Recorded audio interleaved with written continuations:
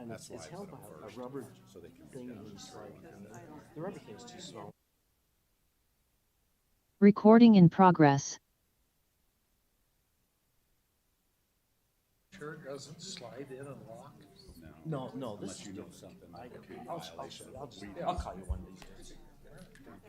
I even got a torch. I think I got one that's probably about 60 years old, and I don't really dare fire it. Yeah, we'll bring it over and let you know. he visited the Spring Terrace. Hey, Well, since I see that. good. Yeah, Jeez, I'm super excited. Was that appointed? Yeah, so I ran for city council a few years ago. I didn't make it, but impressed the mayor, and so he asked me if I wanted a seat. So he offered it to me, and I've been on it. Yeah, so they're either recommended by other people on the committee or people who just want to get involved. He offers it to it, and then the city council will vote and then yeah. So.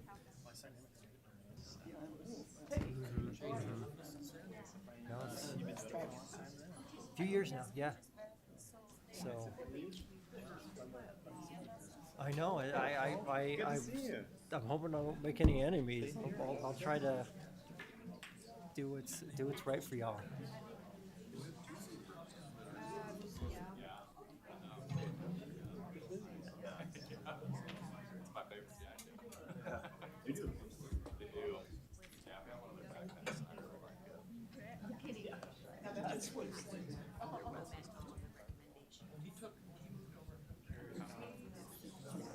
I know, I just heard that.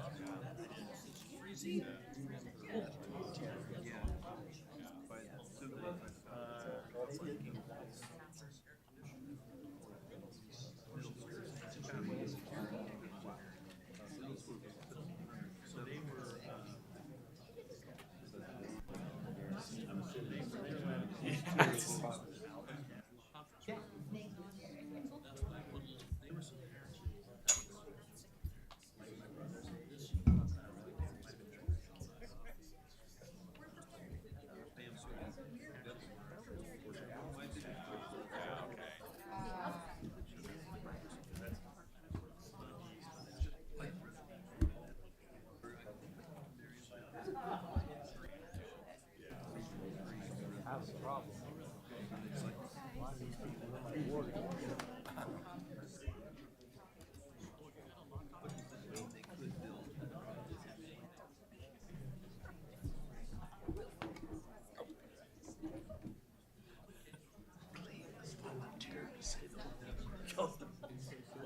No, you already told me.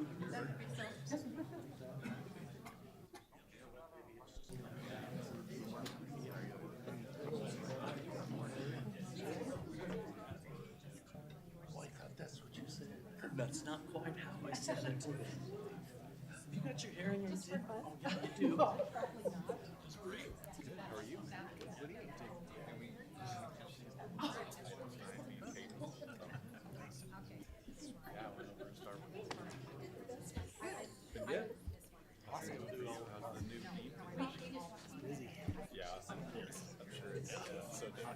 I'm still trying to keep it. I was just talking to a student, and I was like, wait, I guess maybe not. I was like, because he's still like a sophomore or something like that. And I was like, oh, I guess maybe not. Yeah.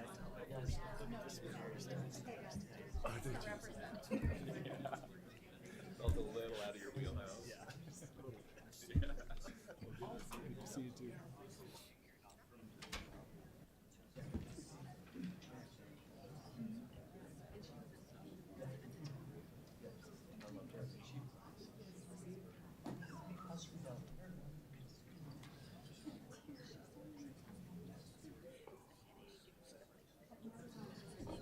Which one of the items on the agenda do you think are out? I can tell you which ones. It is items 3 and 4 and 5. 3 and 5. Sorry, 4 and 5. So they're right next to the Henderson subdivision. Hmm? It's right right next to the Henderson Center. They don't want, they want to keep it. So it is, excuse me, it is 6:30, so we'll go ahead and begin our meeting tonight. If you'd please take a seat, and we'd like to welcome you here. We're always happy to see people take an interest in what's going on in our community. So we will begin with the Pledge of Allegiance, and Tammy, would you lead us in that? Sure.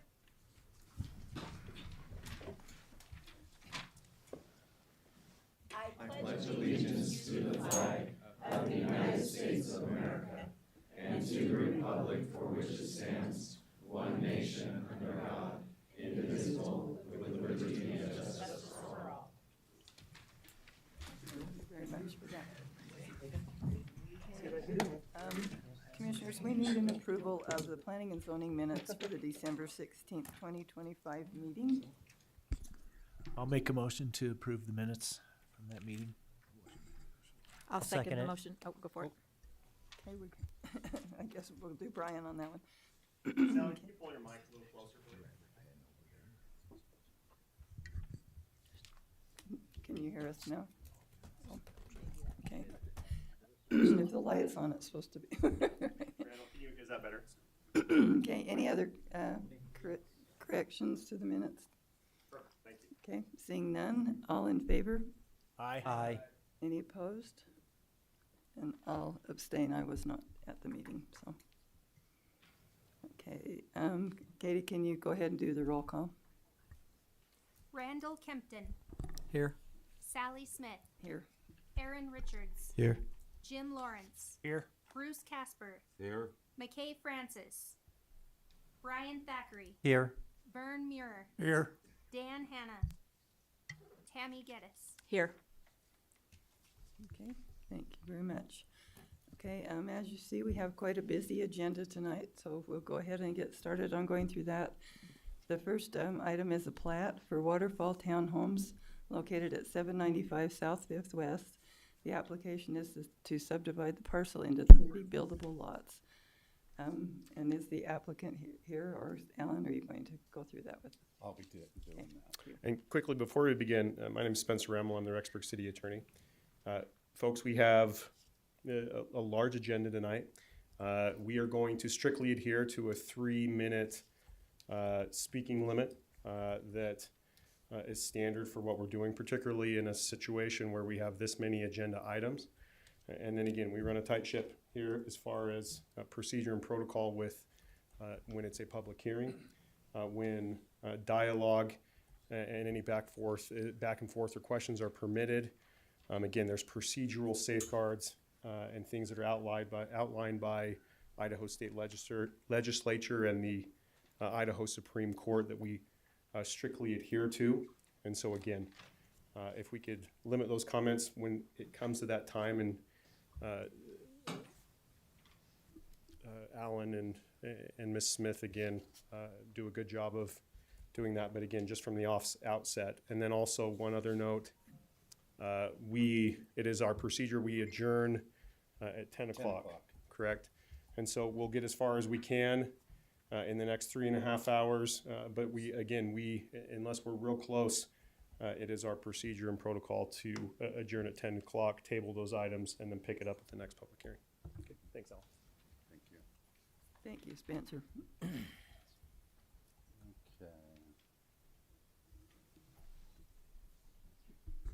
Thank you, Chairperson Smith. Just wanted to point out, here's the plat. This is located along 5th West. And let me give you an idea of where that is. We have University Boulevard that runs along here. Here is 7th South. The middle, this is the middle school, that's right. And the property is located right here. And that is the plat that you are looking at tonight. Staff has reviewed this. He has met all the requirements needed to reach approval from staff, and staff is recommending it to you for recommending approval to City Council. Okay, any questions for staff? I have a question. So Alan, would you enlarge that just a little bit bigger? Sure. If I understand correctly, we're looking at the northern side of it has parking, and there's enough parking for All of those units. all of the units that are there. And then show me the coming in and the going out. We got You have one an spot. entry right here off of Fifth West that comes in, and they access. And they stayed under the 30, at 30 or lower, so they meet the fire code of not needing 2 exits. So they only have the one They exit. only have the 1 exit, yes. Thank you. And then, FYI, just, what is their zoning there? MDR? MDR, I think it's MDR 1 is what the zone is there. Let me double check here. It's MDR 2. And Alan, so this is Waterfall, and then Park Green is just the mirror? It's just the mirror, it's Mirror on the image other of it. parcel. Okay. And that will be the next one we do. Okay. There's 2 different owners. There's an owner of the property, and then the developer is involved in this one. So that's why they're separate properties. The other one, the developer owns on his own. Okay. Any other questions? Okay, and then just a remark, maybe for the public that's here, by the time these plats come to us, they have been through months and months and months of review and hoops and all the things that they've had to go through. So by the time it comes here, and staff recommends that they have checked out, you know, everything that's pertinent to that division or that plat. Okay, are we ready for a motion?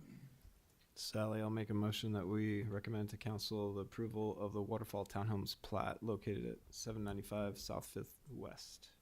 I'll second that motion. Okay, any further discussion? Okay, all in favor? Aye. Aye. Any opposed? Okay, thank you. All right, and the second one is Park Green Townhomes plat located at 811 South 5th West, and the application is to subdivide that parcel also into 30 buildable lots. And it's, yeah. For some Partly the reason, I'm same. not finding the one ready for recording. Do you have that in there, Katie? I don't see it, but there's prior versions. I saw it. Yeah, we can show a prior version. They have one that is ready to be. So really what you're looking at is just a mirror image of what was going on. Here's the parcel that you just approved. This is the one that's right below it, and it's identical in parking, it's identical in number of units, identical in buildings. Everything's the same. And they're platting those as, these are townhomes, so they can be sold individually. And they have their own private egress, or their own separate egress. Yes. Yeah.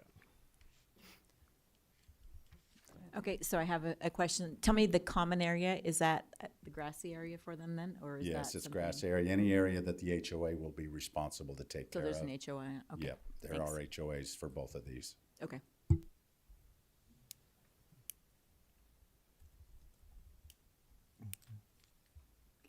Okay, any other questions for staff?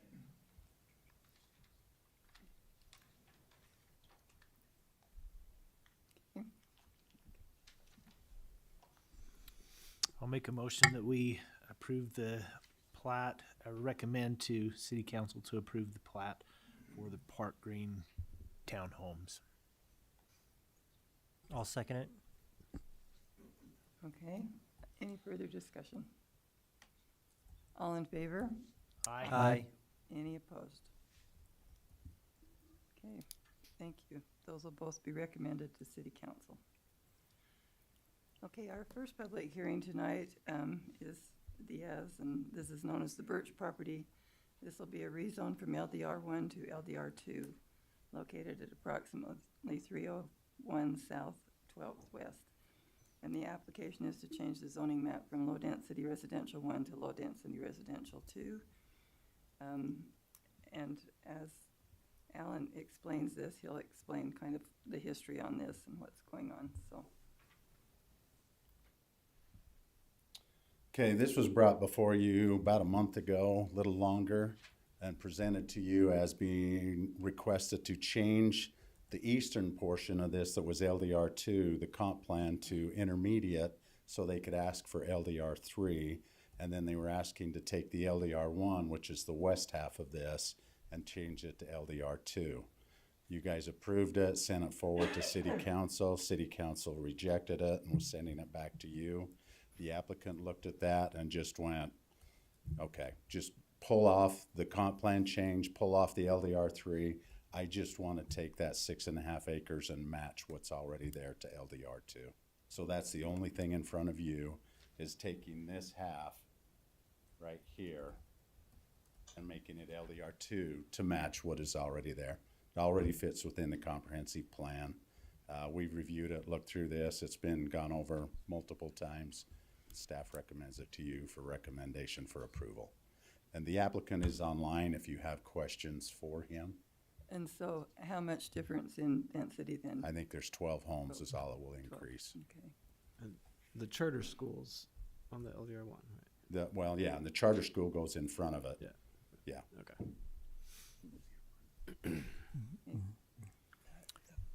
Any questions for staff before we open the public hearing?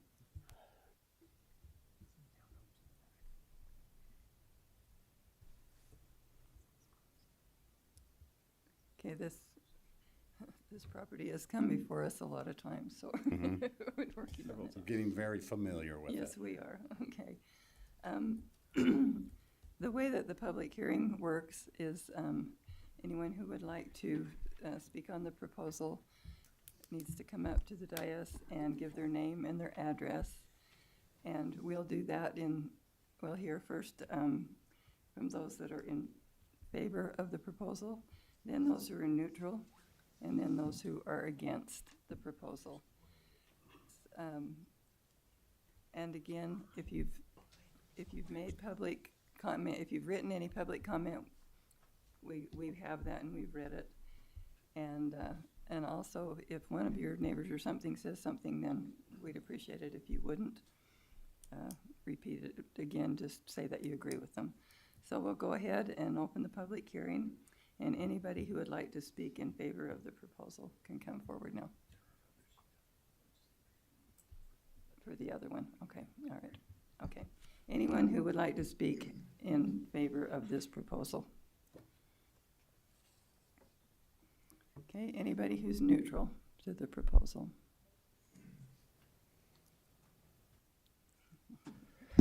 Commissioners, good to see you. My name is Vince Haley, live at 2309 West 960 South here in Rexburg. As many of you know, I served on your commission for 6.5 years, and I gotta be honest, I miss the personal invitations to your parties you guys throw here. Yeah. I know that there's been a lot of conversation with this parcel, with other parcels on 12th West, specifically about traffic. I'm an unpopular opinion and don't think that there is a traffic problem on 12th West. In fact, I drove down 12th West to get to this very meeting, and I counted about 5 cars on either direction. Now, I will tell you that there's a speeding problem on 12th West. And I will tell you that the lights drive me absolutely bonkers. But the actual traffic problem on 12th West, in my opinion, does not exist. If we can do what the city and the county told us they would do and link the lights with this fiber network and get that figured out, I'm hoping that'll improve the light situation, because I hate getting stopped 4 times just to get under the highway every time I get into town, and I have to go through that. So that is my opinion on this parcel and the others tonight in terms of the traffic on 12th West. Okay, thank you. Anyone else neutral? Anyone who would like to speak against this proposal?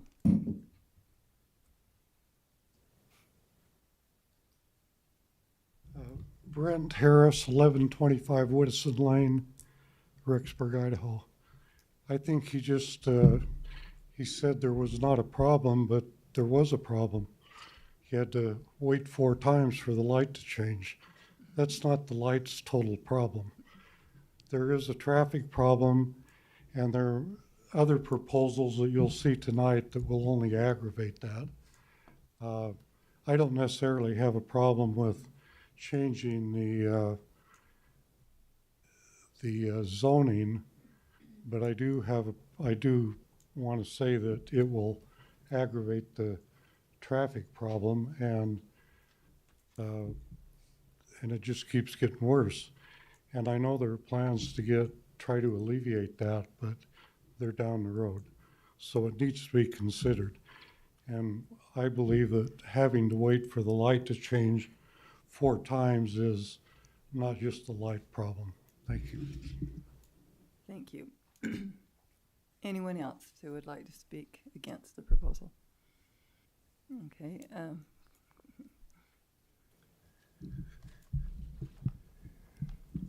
Good evening. David Higginson. I live at 1120 Green Willow Drive. So that would be the first street as you head down. If you head south, we're the first street. I'd like to know what the access to this. Again, I spoke to you before, last when you approved the charter school. My complaint at that time was transportation, getting cars in and out. And I have to disagree with what has been said. Yes, at 7 o'clock at night, there is no traffic problem. I'd be the first one to agree with that. But I guarantee you at 3 o'clock and 9 o'clock, there is a traffic problem. And every time you guys approve another complex to go in that area without addressing the major cause, which is the road on 12th West, the expansion of that, making it wider, putting in more lanes, you're just accelerating and making the problem worse. The other thing I'd like to know is how they're going to access that property. Are they going to come through Twisted Willow? Are you going to put a new access on the freeway? I don't think so. How are they going to access that? They shouldn't be relying on me and the subdivision I live in. It actually goes right in front of Tammy Geddes' house to access and get out of that property. Are they going to access it through where the charter school is? What is the plan and without that plan, I'm recommending to the committee that you decline this request until a plan comes up that satisfies that. They need to have an access plan. I have no problem with unlike Brent, I don't have a problem with the zoning per se. Are they going to access it through the meadows? Are they going to access it through our subdivision? Or do they have agreement to go through the development where the new charter school is going to be? I just want a plan. Give us a plan, and then we can decide whether that's reasonable. But someone needs to address the traffic problem on 12th West. And every time you approve a new one, and if you don't expand that road, it's going to be a real problem down the road. Thank you. Okay, so our position in this is just to change the zone from LDR1 to LDR2. We have no plan. And until a plan comes forward, those things are not discussed, but then they go through all the things about traffic and it's all checked out at that time. So we're just here, and things can change, so they can't come with a plan. The applicant is online. Mr. Diaz, do you have any rebuttal to any of those comments? Hey, Sally, let's wait until the end. Let's have him take a note of those things, and if he wants to. Okay. Is there anyone else who would like to speak against?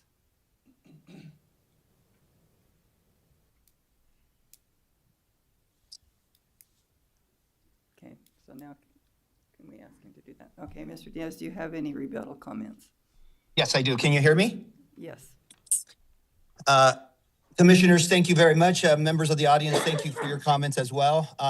Just regarding the last comment, obviously we're not talking about a concept plan or anything like that, but yes, we have met several times with the city, and the city's made it very clear that we have to have 2 ingress, egress to this project. And so, yes, one is through 12th West, through where the charter school goes east and west there.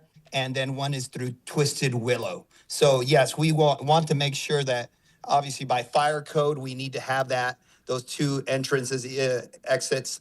But yes, the city has made it very clear to us that we need to comply not only with the city code, but with the fire code as well to make sure we're doing it right. And when, obviously, if and when this gets approved, we'll be, I've already asked the members of the community to sit down with them and show them our plan, because I want to be an open book. I want to be a good developer and meet with the neighbors and just try to address as many issues, questions that they have. Now, with regard to traffic, yes, we understand that any new development, whether it be one additional home or 50 additional townhomes, it will bring more traffic. However, our role in meeting with Keith is to try to make sure we help expand the road so that the service level will not drop below the sea level, or better, improve the current scenario. We're not trying to simply add more traffic and not do anything about it. So again, we are trying to find a win-win situation. As I mentioned last time, or as I mentioned to the neighbors, as I've corresponded with many of you, obviously our goal was to increase the comprehensive plan and increase the zoning to an LDR3.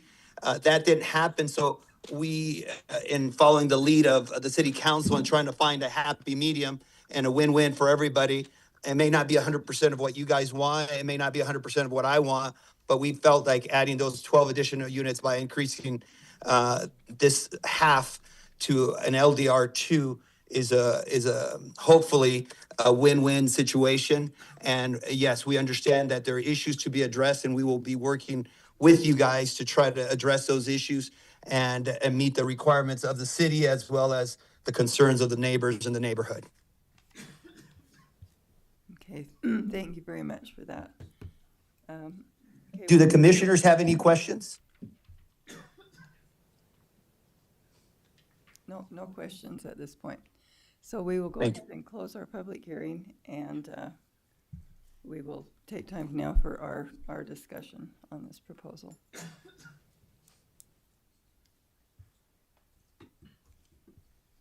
Any feelings or any other questions for staff? I now have a question for staff. Alan, are you ready? I am. Always. So here's my question. If Mr. Diaz doesn't own the properties that connect to Twisted Willow, It's his responsibility to find the second out. But it's not relevant to Okay. this tonight. okay. And I have it under contract. So even with the school in the front having that on the lower side coming in, that's not necessarily an option to have a second out that way. No. Oh, okay. He has to work with whatever, if he could get one there, but that's stuff he has to work out. We don't get to that point until he starts submitting a plat, and that's when he has to come in and show us, here's where my access is gonna be, here's my second, here's my primary. And then if it goes across a property that he doesn't own, he has to show affidavits that they've allowed him to do that. Got it. It all has to meet the legal ramifications to do that. So Can I add? Oh, go Can I ahead. add to that? No, I think we're done with that. We have the Steiner property under contract. Marco, Oh, okay. Yes. we can't go any further now with yours. Okay. Thank you. Okay. Thank you. So where last time when we met, the traffic level was at a D level right now? It's at a C, but it's It is where at a C? Oh, I understood the last time the it was. charter school could take it to a D. Gotcha. Thank you. So we Yeah. need to take that into consideration. But then that also Well, will go back to again- staff and Again, you're back Public Works to- will take care of that. That's a future discussion Gotcha. of whether we approve Thank you. the plats and things like that. Okay. Okay, any other comments or? Yeah, so, oops, let me power this back up. So we've had this conversation multiple times about traffic. There's only two people that build roads, developers and cities, right? Federal government's not gonna come build your roads. So, when it comes to 12th West, each parcel as it develops out widens its frontage. We couldn't even, as a community, pass a bond to build a new police station. So I don't see any reason to talk about municipal bonds to build roads. So we're going to rely, obviously, as a municipality on the development community to slowly widen 12th as each of those frontages come online. So that just happens under the development code. I think this is a reasonable request. LDR 2 next to a freeway. It's not a significant increase. 12 additional rooftops. I can't remember the exact number. It does not generate that many trips per hour when you go into a engineer's traffic study. So I'm in support. Yeah, I'm on the same page as you, Aaron. I'm good with this. I do want to say something as well about the traffic too, and our city engineer does a really good job of looking at that.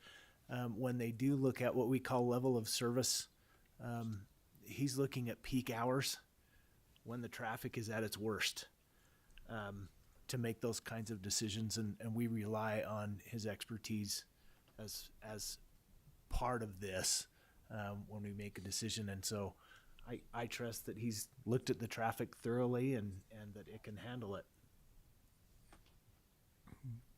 I think this is a good compromise. Okay, any other comments? Yeah, to me, it's a good compromise, I think, is the right way to say it. I think Mr. Diaz has done a great job of visiting with the community. I listened to the city council's meeting of last week or week before, whenever they discussed it, and a lot of interesting points raised, and the concerns about the bar that we set for changing the comprehensive plan. That was, city council was very concerned about that and not changing the comp plan, at least in this area at this time. And I think that Mr. Diaz coming back and asking for LDR2 is reasonable, and I'm in support of this. And I will point out that when we put zoning next to zoning, we try not to jump too high from one kind. So this is a lowered residential zone. We're not throwing it next to something that is high residential. We're trying to keep those close. So from rural to low, and then to rural again are those basic step downs or step ups, whatever way they're stepping. But that's a more gentle way of presenting a zone and putting housing here. So I like this idea of LDR2 in this particular place. Thank you. Vern, anything?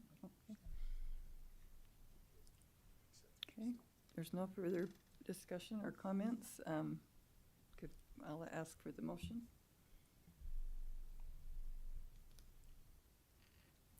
If I can get my computer to turn on, I'll be happy to make a motion. I'll make a motion that we recommend to City Council the approval of the rezone of the Birch property from LDR1 to LDR2. It fits within the comprehensive plan currently and appears to be a good fit for the area and a good compromise solution. I'll second that. Okay, it's been moved and seconded. Any further discussion? All in favor? Aye. Any opposed? Okay, that will also be going to City Council. Our next public hearing is a comp plan change from low residential to intermediate residential, located at approximately 204 South 5th West. The application is to change the comprehensive plan designation from low residential to intermediate residential. And again, it's Mikhail Mortensen. Is he here? Are you presenting on this one, Alan? Okay. Michael wasn't coming, was he? Mikhail is here, but Mikhail. she would like you to present. Okay.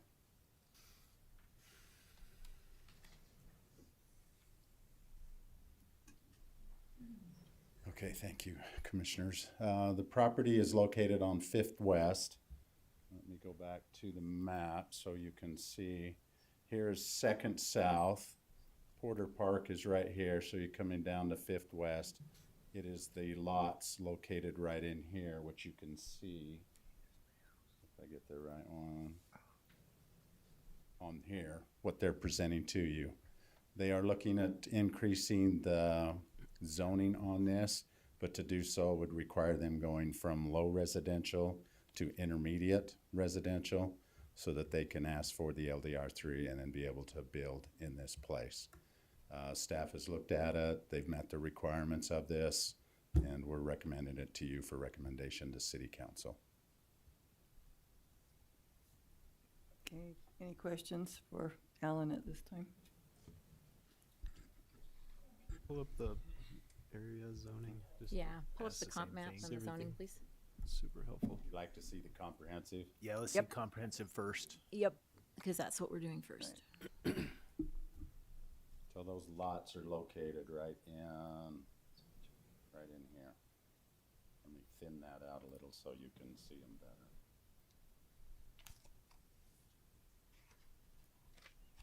So it's this lot and this one and this one and this one is where it's located. You have high residential just across the road. You have high residential kitty corner to this. In fact, that whole corridor along there is high residential. And then you have low residential on everything across Fifth West.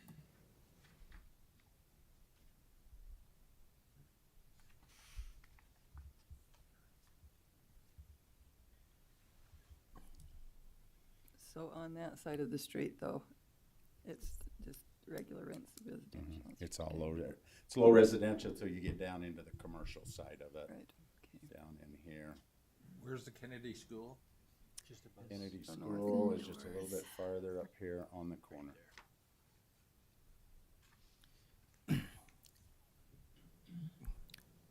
Great. So to clarify, and I'm just looking here at the staff report here. The current 1.68 acres currently allows about 10 units because the LDR2 allows 10 or 6 units per acre. LDR2 allows 6 per acre. 6 per acre, which results in 10 for this 10 particular total, cost. Mhm, yes. 10 total for this. Mhm. And the proposal would result in a 16 unit 15 possibility. to 16 units, Mhm, yes. 16, 15 to 16 units. And that's if it went to LDR3. Correct. Thank you. But if we're changing the zone to LDR3, we have to note the maximum amount, which would be an MDR2, correct? No. For comp plan, you For have the to comp look at plan, that that's as an what- option. Right, that's the Correct. comp plan, because we're looking at the Yeah. comp plan right now. Right. So we need to look at that as the an number. option. Mhm. Yeah, But also take into account that you have the power to say, no, we're not giving that to you. right. But someone could change their mind and come back and want the MDR. They could come back and ask. Yeah, Yes. okay, So what is the highest density in the IR? 20. 20 units per acre. Yeah, is that the MDR MDR2. 2? Yeah. That's the highest in intermediate. Thank you. Alan, are there residents on that property already? Yes, there are 2 homes Two on it homes. already. Okay. 2 homes and a garage. Yeah, the one's just a shop on the one that's on the north, but then the one in the center has a house and the other one has a house. And my understanding, they're staying. They're not going to be tore down. Oh, okay. That was. But again, you can't take that into account Yeah. because they could always choose to later on make that change. Yeah, this is strictly looking at a comprehensive plan change is all that we're looking at right now. Correct. A question for you. Do we have any other places where it would just be like 3 lots that are a different zone than everything else around it? We have it in different places within the city. We've even got some where it's 1 lot by itself. But usually we try to stay contiguous to an area that's similar to it. In this case, the only thing in its favor is you have high residential across the street, and this is a step down into intermediate. And that standard usually happens in these type of deals. Let's step it down as we go further away. Then you get your lower densities farther out. Or if you get into an area where you have a high amount of commercial, then you want to do the same thing coming from commercial into a medium or high resident, and then work your way down into the low as you get farther away.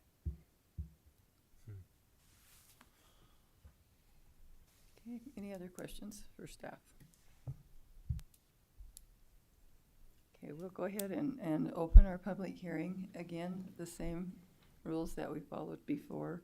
State your name and address, and we'll hear from those in favor, then those neutral, and then those opposed. Again, we ask that you keep your comments respectful, and we'll time you so that it's not over 3 minutes, because we probably will have a lot. We did receive a lot of written correspondence, so if you gave us written correspondence, we have already read that, and we'd appreciate it if you wouldn't go ahead and speak again. Okay, we will go ahead and open the public hearing, and first we'll hear from anyone who is in favor of this proposal.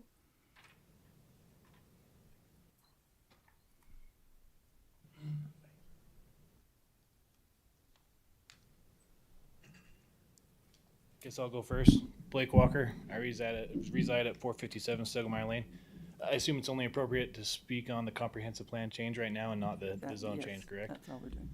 I guess most of my notes apply more to the zone change that is happening after this meeting. However, just a thought I have is that the community would do well to look for infill buffers to go between higher residential and lower residential. I know that buffer zones provide good planning. So I'm for the change in the comprehensive plan for reasons that I'll go into further later on in this meeting. But thank you. Thank you. Okay. Anyone else who would like to speak in favor?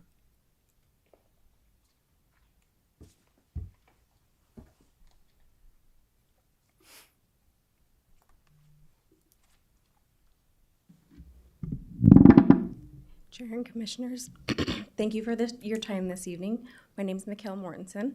I reside at 1661 West, 5000 South here in Rexburg.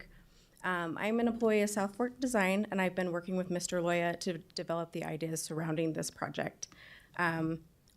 Once again, a lot of my notes have to do with the zone change that we'll be discussing after this, but as far as the change in comprehensive plan, we're requesting a change from low residential to intermediate residential. This change will begin to create a much-needed buffer zone in that location. The property is currently bordering the high residential and low residential areas, and in this location, the integration of intermediate zones is needed to create a natural transition from zone to zone and to reduce the overall sprawl. Changes such as the one we're requesting are essential infill projects in every growing community. Such projects strengthen communities by adding housing where infrastructure and services already exist, like the elementary school and the park that's just north. This specific change will turn 4 underused parcels into a well-designed, productive place that will support the neighborhood stability. Thank you. Thank you very much. Anyone else who would like to speak in favor?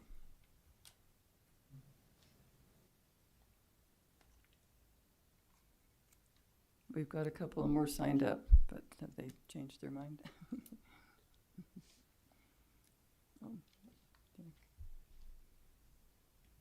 Okay, anyone else, anyone who would like to speak neutral to the proposal?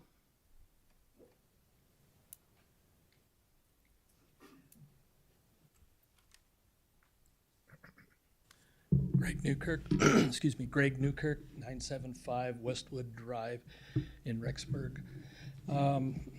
I can understand why a subdivision neighborhood like this would be quite put out by this type of development. However, the reality of it is the way the lots are configured, the way they're facing, the total environment in there, that there really is no future for this lot as in the zone and in the comprehensive plan designation that it currently has. The market was just not there. It'll probably remain, as if it doesn't change, it'll probably remain as it is. Probably not a lot of money get put in. It's just going to become a problem. And so even though it's not a pleasant situation, it really needs to move up to something that would be acceptable to the market. And I think it would fit in, but still creates kind of a bad taste in your mouth, but I think it's better than the alternative of just leaving it as it is, because it's just someone's hope that it'll conform to what's existing around it, but it's really not part of it. The way that's situated, the way it's accessed, it's just really not part of that neighborhood, even though it's physically inserted into it. So I think it's a bitter pill, but something should be done, and this may be it. I don't know. That's why I'm neutral on it. Thank you. Thank you. Anyone else neutral to the proposal?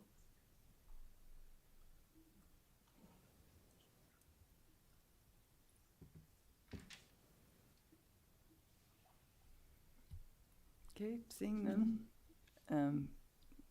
Anyone who is against this proposal?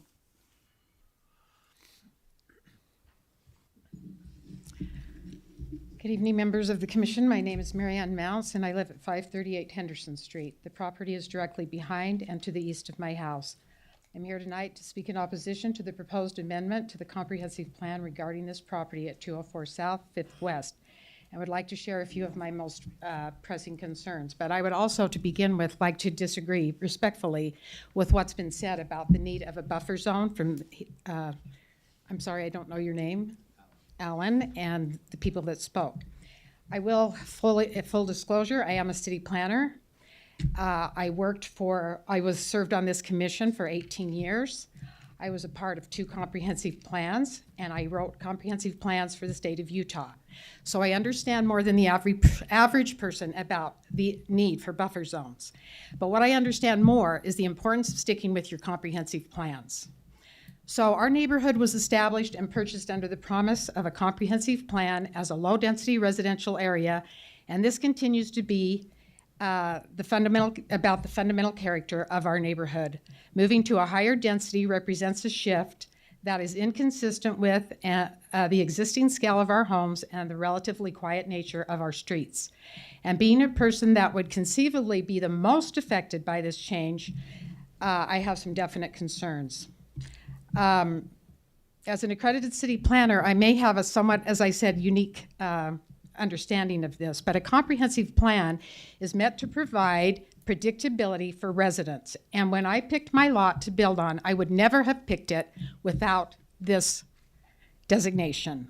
Changing it for a single individual undermines the trust we place in the city's long-term vision and is in fact one of the most contentious issues in local urban planning throughout the country. It often pits the long-term vision of a city against the immediate economic desires of a developer and the concerns of existing residents. Amending the comprehensive plan is a much more serious step than a simple zoning variance. The plan is supposed to represent a community consensus. Changing it for one person can signal that the plan isn't actually a plan, but a list of suggestions available to the highest bidder. Once you grant a special favor to one developer, it becomes very difficult to deny the next person who asks for a similar change. I am not against growth in this city, but it must be directed to appropriate corridors where the infrastructure and safety systems exist to support it, not dropped into an established low-density neighborhood. Rather, they are intended as a vision statement that should last for 10 to 20 years. And because of this, the criteria that can justify a comprehensive plan change is very specific for a reason, not just somebody who purchases a piece of property knowing full well when he purchased it what was allowed. Now, if the Tixons had come in here who owned that property and said, we've been left with a piece of property that we can't develop, that would be one thing. But that is not what happened here. Mr. Loya, who I respect and like, knew full well what this property allowed when he purchased it. 3 minutes. Thank you, Marianne. Okay, I have much. You can't. I can't do that. No, but you're welcome to get up and speak. Or better spoken. The Supreme Court tells me that when you make that request, I can legally deny it. So I know I'm going to do so. Okay, we tried. Could I submit it? I let him. Okay. All right. Again. Can I submit it? Sure. Yes, you bet. Thank you. She did an awesome job. Cleve Young, 568 Cook Street. 3 minutes is not near enough time, as you can see, to see everything that's wrong with this proposal.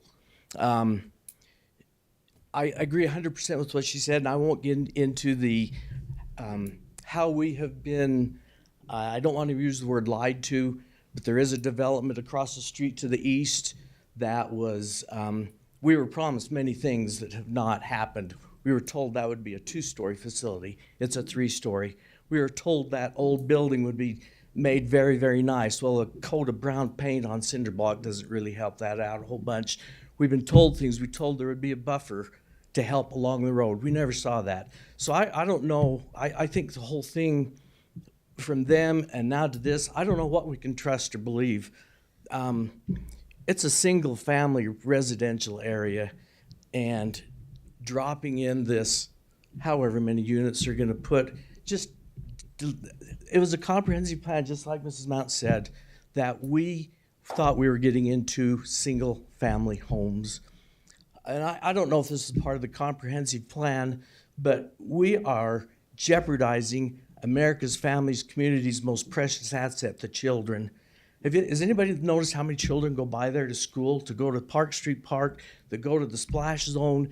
And I don't even know, is there an egress or an ingress plan for this property? We're only doing the comprehensive plan. It doesn't matter where you put it. If you put it onto Henderson, that is a one-way street, and everybody's gonna go around that loop, make a U-turn at a stop sign that nobody but old men like me and kids with driver's licenses permits stop at. Number 2, you can't even get onto 5th West coming west from 2nd South and turn left because there's so many cars parked in front of the mayor's business. You can't see to get around the corner. It's already a hazard. You're gonna put another egress point at that, already a bottleneck. And I know they talked about the traffic is worse when the school is on. That's true. There's no doubt about that. But people now cut through on that 5th West because it's easier than going all the way through town. So it is becoming a busy street, and I'm sure there hasn't been a traffic study plan since Mr. Summer gave us his bogus one a few years ago. So have you ever gone out and you needed a tool and you say, I don't know if I've got room for that in my garage, but I'm gonna make it work. And so you go out and you buy it, and sure enough, you buy a table saw and you put it in your garage, and it's in the way, it can't get to other things, and it's just out of place, it looks like a mess. That's exactly what this is doing, is it's putting a bunch of houses in a place that doesn't belong, and you're just gonna have a mess. Thank you.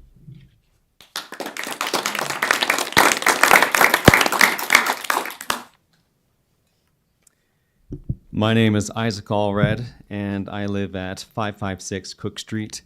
I have 4 children under the age of 9, and we walk every day to Kennedy Elementary School along Henderson Street up to 5th West.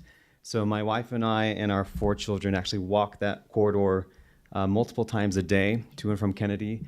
We also, if it's not a school day, we're walking to Park Street Park or even using that corridor. And so my biggest concern is safety, just because if there are ingresses and outgresses, I already am concerned about my children, ages from 7 to 0, more or less. My children, I'm trying to teach them to look left and right, but I can't guarantee that drivers of vehicles will also be looking out for my small children. So that's my biggest concern. Thank you.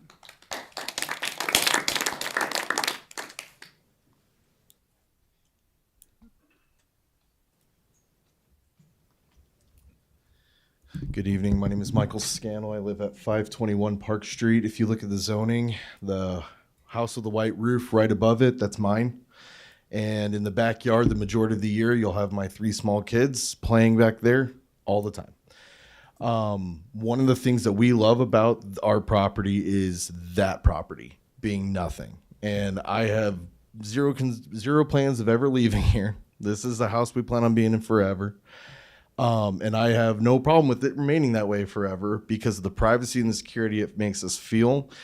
When I saw this, the intention of changing this, my wife and I immediately went into a very uncomfortable feeling of this is something we are very unokay with. We have no idea, are these going to be 2 stories? Are they going to be looking right into our backyard? Who's going to be living there?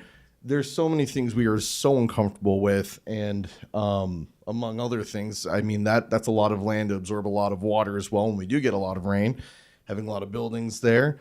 This is already a floodplain. That just increases our risk of flooding. And that's a whole other thing I didn't think about until I was driving here. But my main concern also, like some of the other people's, is our children. That's my backyard essentially. And right now we have security, privacy, and comfort, and this would completely rip that away from us. So I'm very, very, very against this. And if I have any say, it's no way, Jose. So thank you very much.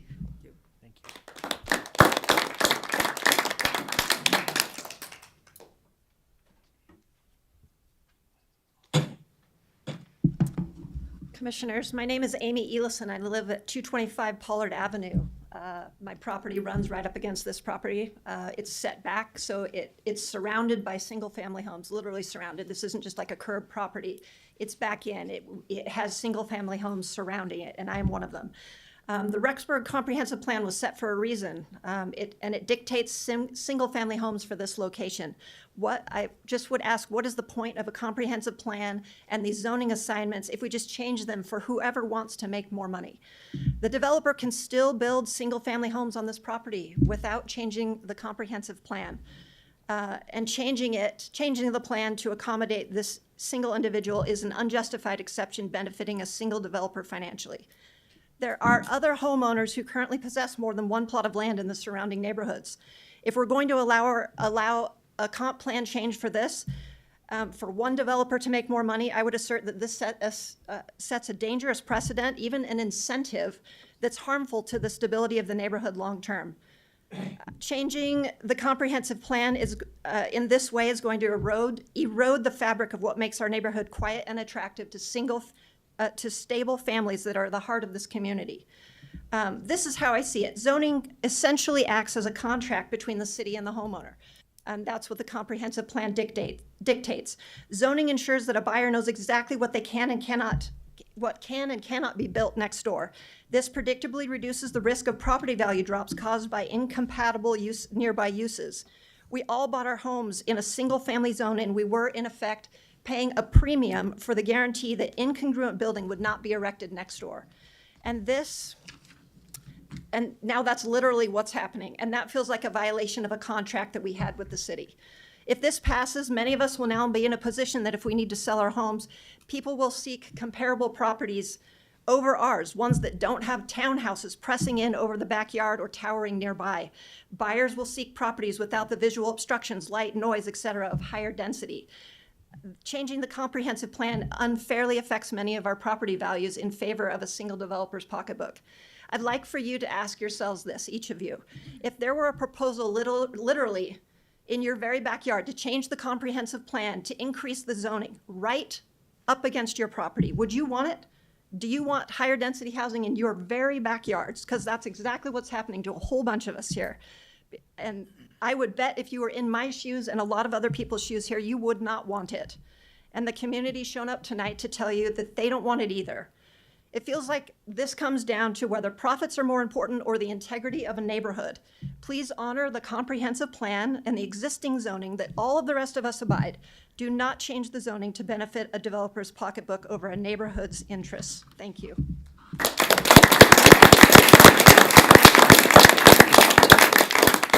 Anyone else who would like to speak against?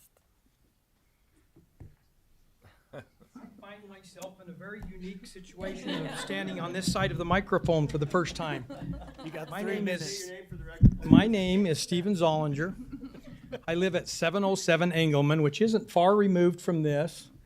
And I'm going to give a less personal and more objective perspective of why this shouldn't be allowed. 25 years ago, this was fields. I built my subdivision that I live in starting in 1999. And Bill Henderson started developing this property in around 2000, 2001. It was a time when the city was going through a great transition, which we're now celebrating the 25th anniversary of. And it was determined by the city, and without sounding somewhat arrogant, I would have to say really smart people working for the city, that we needed to draw a line. That line was drawn on 5th West. The HDR that's across the street replaced an industrial use that was buffered up, that was bumping up against single-family residences. Starlight Addition existed and was not going away. It wasn't a shrinking neighborhood, it was a thriving neighborhood. Bill put this subdivision in and it immediately began to fill, as did the one I built. There are no lack of resources that have been deployed in these two subdivisions that should send the message to you as a planning and zoning that the comprehensive plan was right. Single-family housing from Fifth West to the west is a great line, and it should be honored. There are other subdivisions in town. I built a second subdivision on Second North where I tore down two houses, and and stuck 15 houses back in there in a low-density residential too, by simply creating a comprehensive plan of my own that the community bought into and has endorsed. This is not property that becomes useless. This is not property that becomes wasted. This is property that was purchased by a knowing individual with two houses on it, which he can now choose to keep and try to manage the property behind them, or he can tear them down as I did and build a more rational development of low-density residential too that will fit more homes. There's no reason whatsoever that the city of Rexburg should abandon Fifth West as the final line and allow the incursion of these higher density type developments west of Fifth West. Thanks.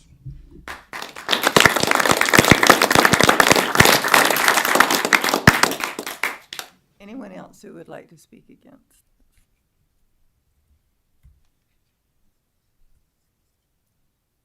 Okay, all right. Okay, seeing no more testimony from the public, would the applicant like to give rebuttal at this time? Where did she go?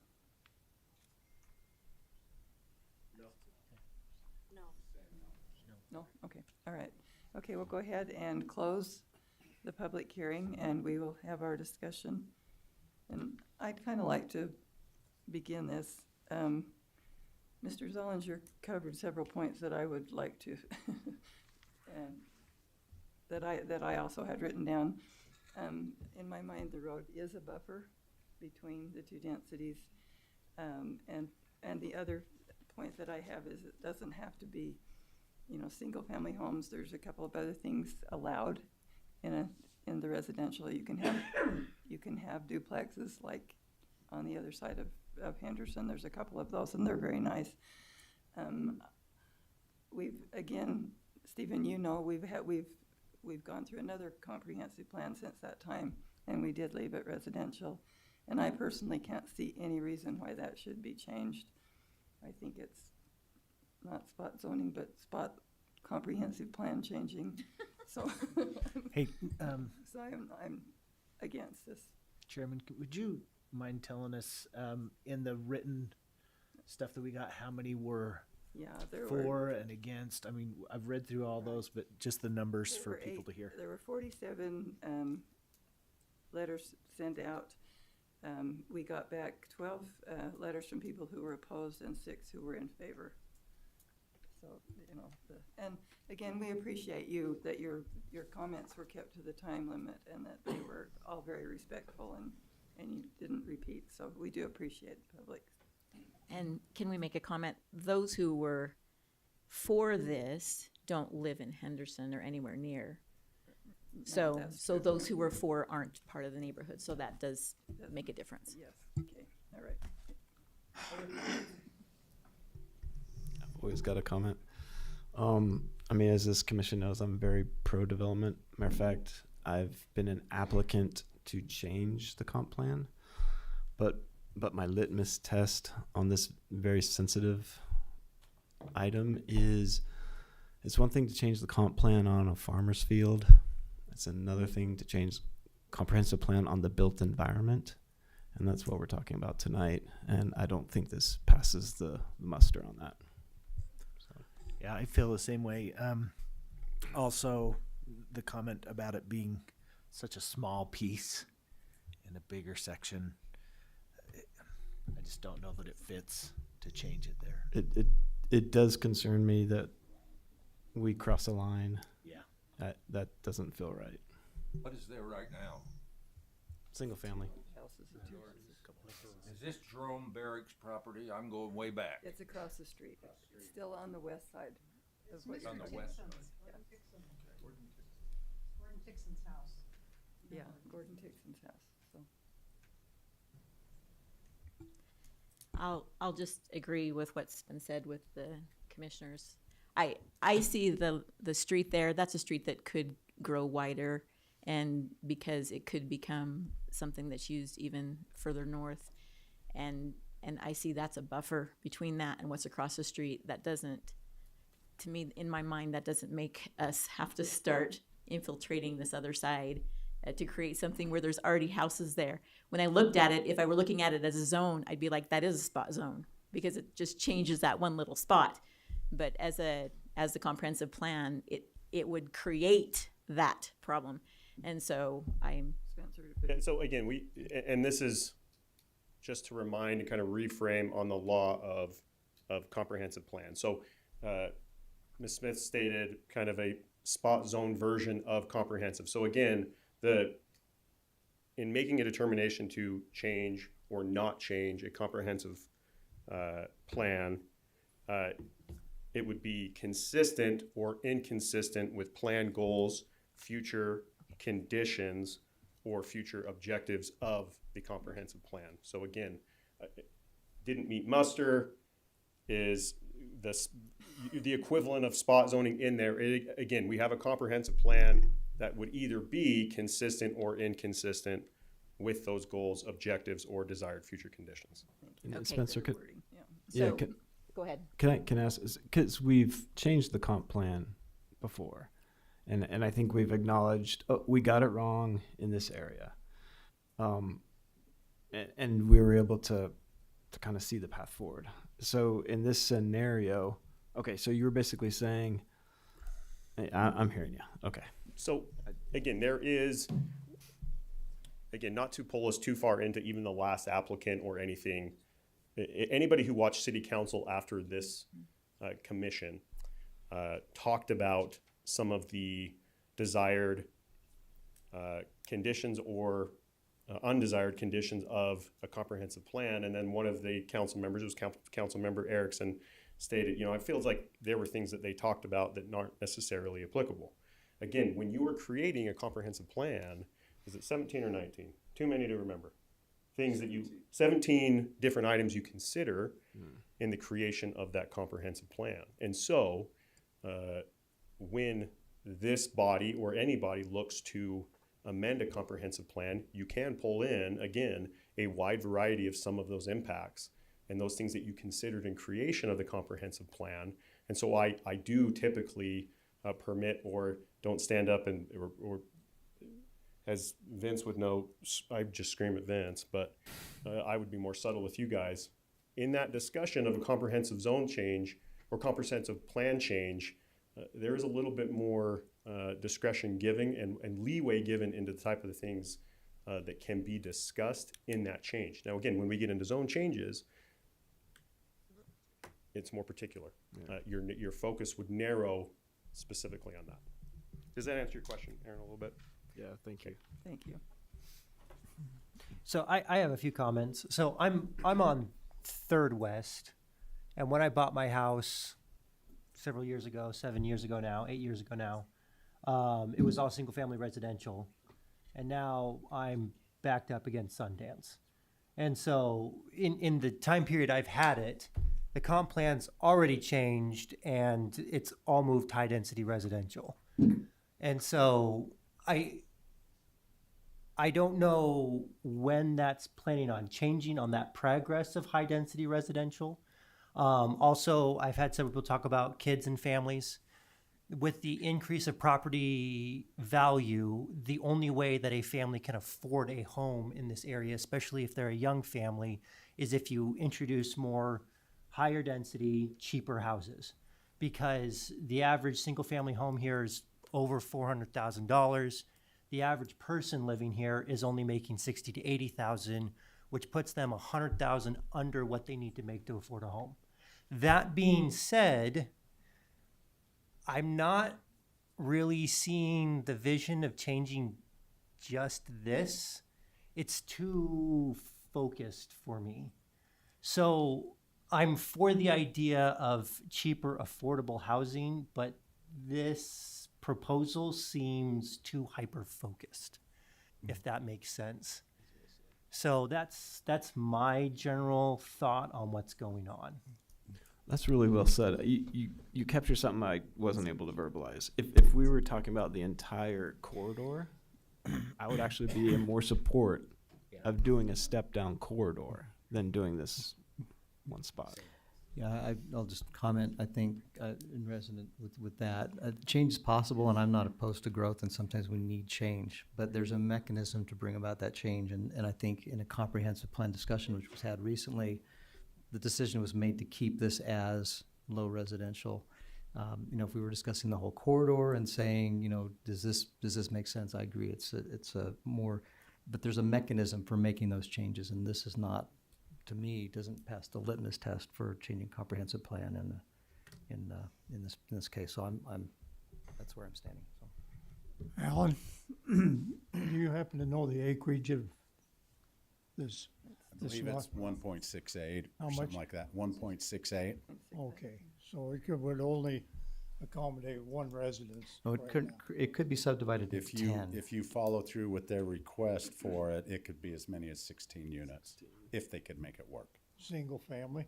No. Be townhomes. It would be single family attached. Well, apartments or.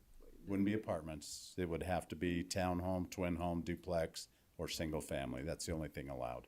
So, question for you though, if using the comp plan as existed, could they go LDR 2 and then still? They're at LDR 2 right now is what is Yeah. available. Okay. If you go to the intermediate, then they can do LDR 3, MDR 1, or MDR 2. Those are the three ones that So request. Okay, so they're already to where they can do 6 units per acre. Correct. Okay. If it's LDR 2. Yeah, well, that's what I'm saying. Is if they can go up to LDR 2 in the current comprehensive Yes, plan. then they could do 6 per So acre. they still have the ability to flip the property and turn it into more units. They just want the ability to do even more. Correct. Right, yeah. And I don't know. Not for that. Okay, all right. Are we ready for a motion? We've all spoken. Happy to make a motion, yeah. Thank you. I'll move that we recommend to City Council to deny this comprehensive plan request on the basis of the fact that it appears to be a spot change and the fact that Fifth West has been long a boundary that is a barrier or a boundary between higher residential and low residential, and that we want to keep it that way as per the recent comprehensive plan change and discussion. Second your motion. Hold on one second. Just again, to realign kind of the legal out. So we talked about spot zoning goes with a zone change. And so the legal equivalent to a spot change to that is it would be inconsistent with the comprehensive plan goals, objectives, future desires, conditions, however it is. But again, just that phrase, I don't want anybody to review the record and hear spot change and think, man, they didn't even know what they were doing, because I know you all do. And I just want to make sure that that's reflected on the record. Thank you, Spencer. Okay. So amended. Do we want to amend that and strike that Or from? Katie, do you want to read what you've got then? You want it with Spencer's recommendation? or Please. Without Spencer's Yes, recommendation? with his Please. recommendation. So with Spencer's recommendation, the motion would be to recommend that City Council deny the comprehensive plan change request for this property because it is inconsistent with the comprehensive plan goals, and Fifth West is a longtime buffer between the higher residential and lower residential areas. And based on the last comprehensive plan discussion, seems to be the way it should. I think that's exactly what you said, Does that isn't it? capture it? That's close enough. And again, just so the record reflects, Spencer's recommendation had nothing to do with approval or denial. I get paid a respectable wage either Just way. wording. It is Wording. only if it is, again, the legal framework in which, again, we know what you meant to say. Let's Again, have it that way. I It's very am, important. like I said, we run a tight ship, or at least try to. Okay, and so we have a second to that, correct? Okay. Okay, any further discussion? Everybody happy with that? All in favor? Aye. Aye. Any opposed? Okay, that will be our recommendation then to city council.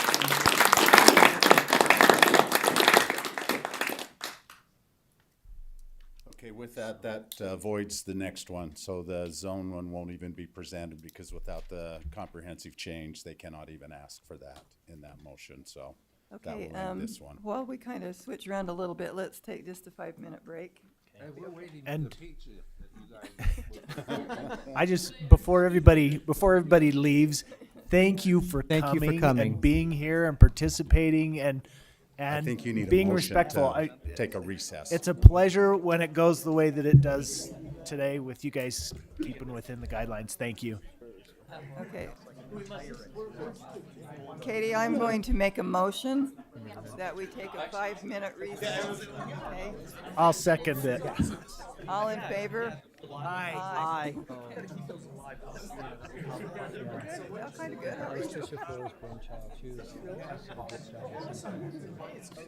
Hey, anybody has the right to ask for something this way, but it doesn't even say. Yeah, so it was good. Good to see you.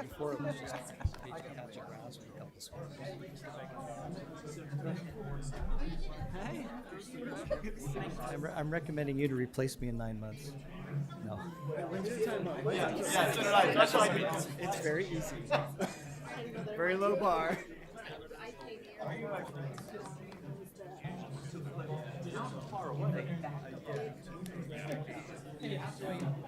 Oh, you're Providence Square?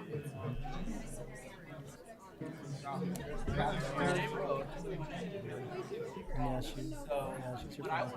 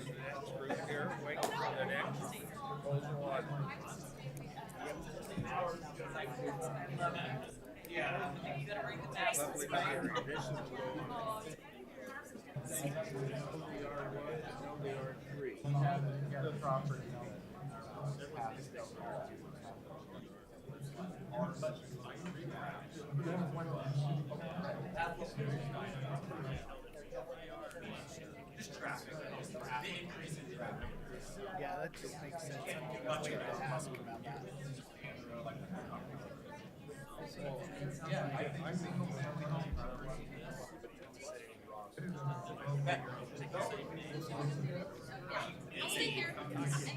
Sorry about that.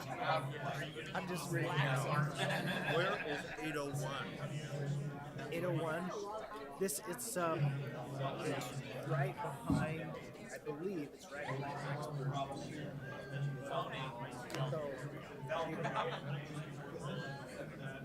Rexburg. It right there. That's it right there. So Rexburg Motorsports. This is the push below. It's very bottom. It's like just off the picture. Just off the picture on the bottom. So it's a little bit. Hey, how's it going?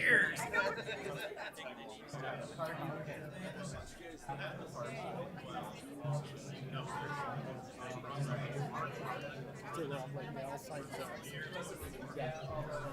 I think a lot of there was There I am now. Yep, right. I think they already made My phone number is 390. We have the same one. 285608. So Okay, I'm Tim. who's Send me a Jane? quick text. Now I got Facebook.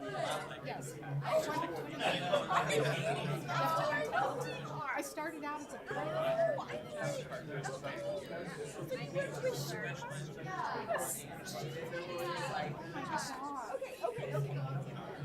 I just want to say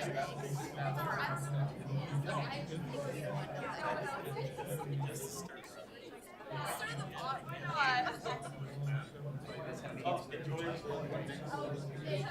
An hour was all I had. Good job, man. That's my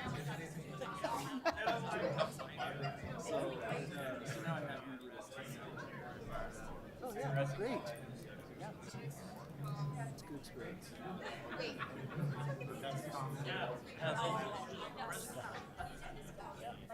Yeah, you guys started your own businesses. I love it.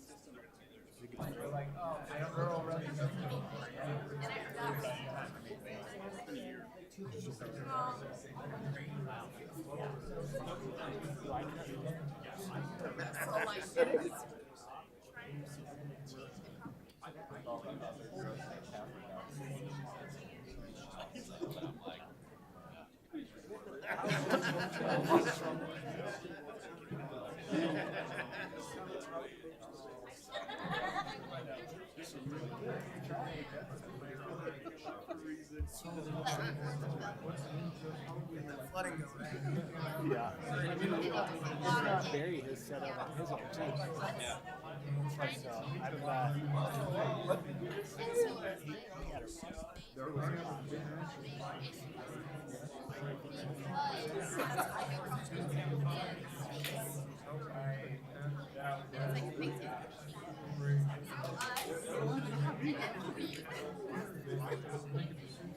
yeah. So I'm doing consulting.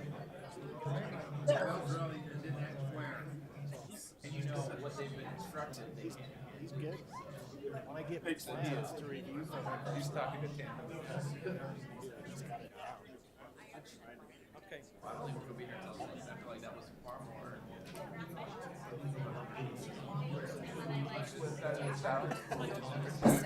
It's like, yeah, right. Freeway. It's like, where is he's like over there.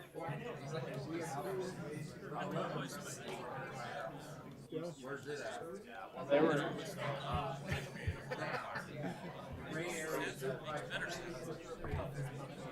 No, that's all good. Yeah, it's good to see you. So civilized.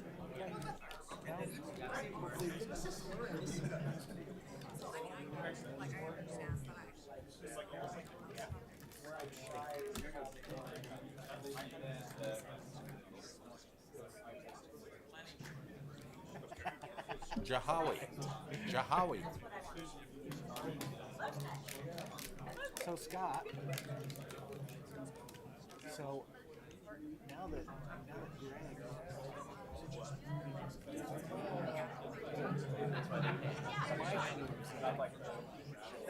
that means we're back to there, and you feel that, right? Because they've already put me somewhere, and I'm in there too, so they're not gonna want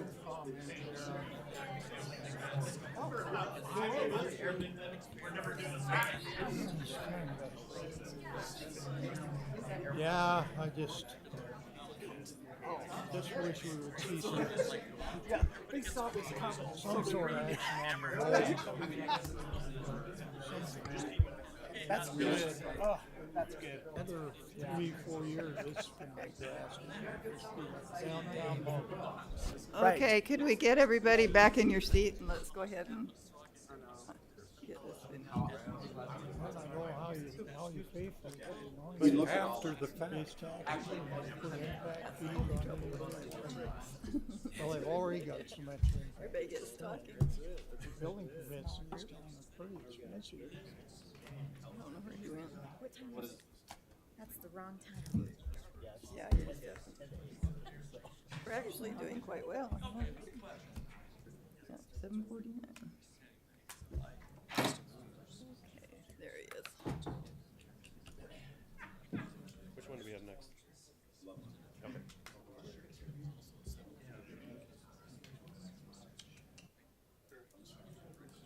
Okay, we'll go ahead and move along on our agenda. Got everyone back here, I think. Are we ready? Okay. We ready? Okay. This is a public hearing. Loveland Development, a comp plan change from commercial and intermediate residential to I can't say it, to commercial and intermediate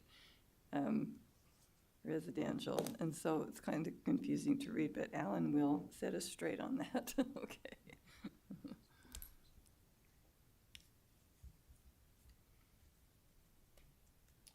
Okay, to orient you, thank you, Chairwoman.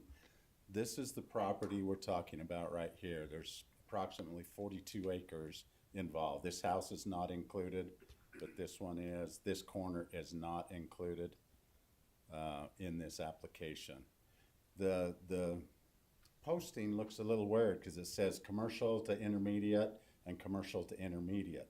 What you have to realize is they're not looking to increase the comprehensive like into a higher density or anything else. All they want to do is shift some of these boundaries around that would fit better towards their development. So we're not looking at anything that's not going to be already available to them currently. It's just to make it fit the plan. So I had to show you that we're doing commercial to intermediate. The whole thing is we're just changing the boundaries of where those sit. So this is the current comprehensive plan of what you're looking at. I can get to the one that shows us. Oh, I don't know if we have the in that one. It's in the full staff report, Okay. not the staff report summary. Katie has to keep me in line.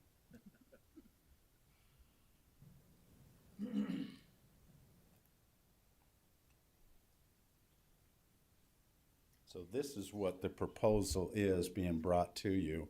And the other thing to realize is the acreage for each of these is staying the same. I mean, they're off a teeny bit, but not very much. So it's not like I'm putting more acreage of commercial in or more acreage of intermediate. Those are staying the same. It's just shifting those. So staff has reviewed this. We have looked at it. We believe this fits well. You're dealing with public facilities to the west of it, school zone, everything else. You're looking at commercial to the south of this. You have the well drilling company. You have RMS Motorsports. You have the gas station there, Double H Gas. So we're seeing a lot of this happening in this area. They're trying to keep the residential up on the northern part so that it buffers into residential, lower residential in that situation. And the idea behind that is again, when you have commercial in one spot, you want to start stepping that down. Now, intermediate, as was stated earlier, they can ask for LDR3, they can ask for MDR1, and they can ask for MDR2. Those are the three that would be allowed, and they're currently already allowed in that area to be asked for. So, questions from you guys? Okay, you just said this, but say it once again. What it's surrounded by, so it's not changing what it's against. What's to each direction? Okay, you have low residential here, you have public facilities, which is your high school, you have commercial here, which is the well drilling company, Marcus Franson, you have RMS, you have Barry Oil, and then you have Double H Gas. You also have commercial going in here. You have all of those going along there. One of the other issues that we're looking at, and this is future, I don't know how far in the future, but 7th South on this end our goal is to make that so it goes up and over there, and we have an overpass that will get us so we have transportation that gets them across there. Is that going to be part of that federal grant to study up? Well, we got denied the grant. They actually finally pulled it, but we are reapplying and trying to get back on that to do that. Would that grant include this? It would. This is our primary one that we would target. This is the primary one. The northern one is second. The Moody would be second. Moody, thank you. Yeah, but this would be the primary one that we would ask to be built, just because of what's happening out in this area of the city. Any idea of a time frame? No. No, It's one of those that once you get the money to do the study, then you apply every year for the grants to do that. This one could be very expensive. Oh, yeah. For the simple fact, this is rated as a high clearance freeway. So I think you have to have a 15-foot clearance, or you have to have off and on ramps so they can go up and over to get around it. This will not have off and on ramps. It will strictly be a crossover. So it's a question of, do we take 7th clear up and over, or do we take the freeway up and over 7th? And that would be determined in the study. But those are some of the things that would happen in this area. Pretty sure 7th would cost less. No, because you're gonna end up buying up homes to do this. Oh, on the condemnation. Yeah, because if you go up and over, you're gonna have such a width there that it would affect that. That's true. But that is some of the things we do in our comprehensive plan, as we look at the transportation, what's coming down the road. And so we've already addressed those future issues, and this is one of those that would be number 1 on our list. Other transportation, currently University Boulevard stops right here at the end of the high school. The county is in the process. They were gonna try to put it in 25, but they are going to connect from the high school to 3000 to the west, which would help relieve some of the pressure on 12th. So that's one of them that we're working on also. They're hoping to get that in and paved in 26.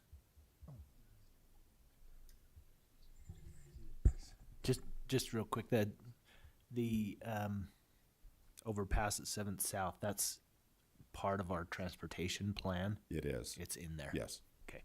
So's Moody, so's Pole Line, all 3 of those are in our plan. Okay. But as our master plan, we have highlighted this one as our number 1 concern with those 3 overpasses.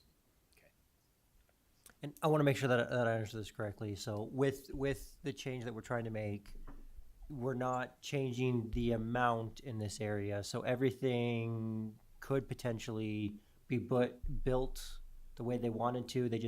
This will fit easier for them to do what their project they have planned. It makes it a more viable project by doing this, but yes. Okay. The acreage is staying the same within each designation. They're just shifting where those are at. And I think I showed you. House on the corner. What's that? That ship house is it on the corner? That's further north. No, that's by the not. golf course. This is across from the high school. Yeah, this is that's further south. Yeah, this is, What's on the corner of 7th and? this right here, this house, it's a house. It's a home, huh? Yeah. Okay. It was, I do believe it was owned by the Hineses. It was Heinz. And when they passed away, then it was sold. Okay. Yeah.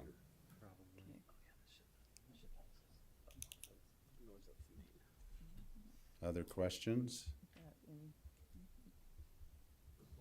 Okay, any more questions? Okay, we will go ahead and open the public hearing, and that'll go as it has before. We'll have you come forward, state your name and address, and keep your time to the 3 minutes. So we'll go ahead and open the public hearing. Sally? Oh, I'm sorry. Hold on, the applicant would like to Oh, add a okay, little I'm bit. sorry. Okay. We haven't done. He just decided. Okay, thank you. We'd love to hear from you. Okay. Oh, thanks. Caden Furman with Eagle Rock Engineering, Idaho Falls, or 1331 Fremont Avenue, Idaho Falls, Idaho. I just want to add a little bit. Alan did a great job presenting and basically giving an overview. But for the record, there is a little bit of a shift in acreage. There's about a three acre shift from, there's 3 acres less of residential, 3 acres more of commercial. And just like you said, the intent is to put the commercial along the main arterial road on 12th, and then the visibility along the highway for the commercial, just for visibility purposes, and then keep the residential so it does have a good step down from the commercial as it goes north to those larger lots in the single family residence. So anyway, that's all I wanted to add. I just want to clarify. Thank Is there you any for- questions?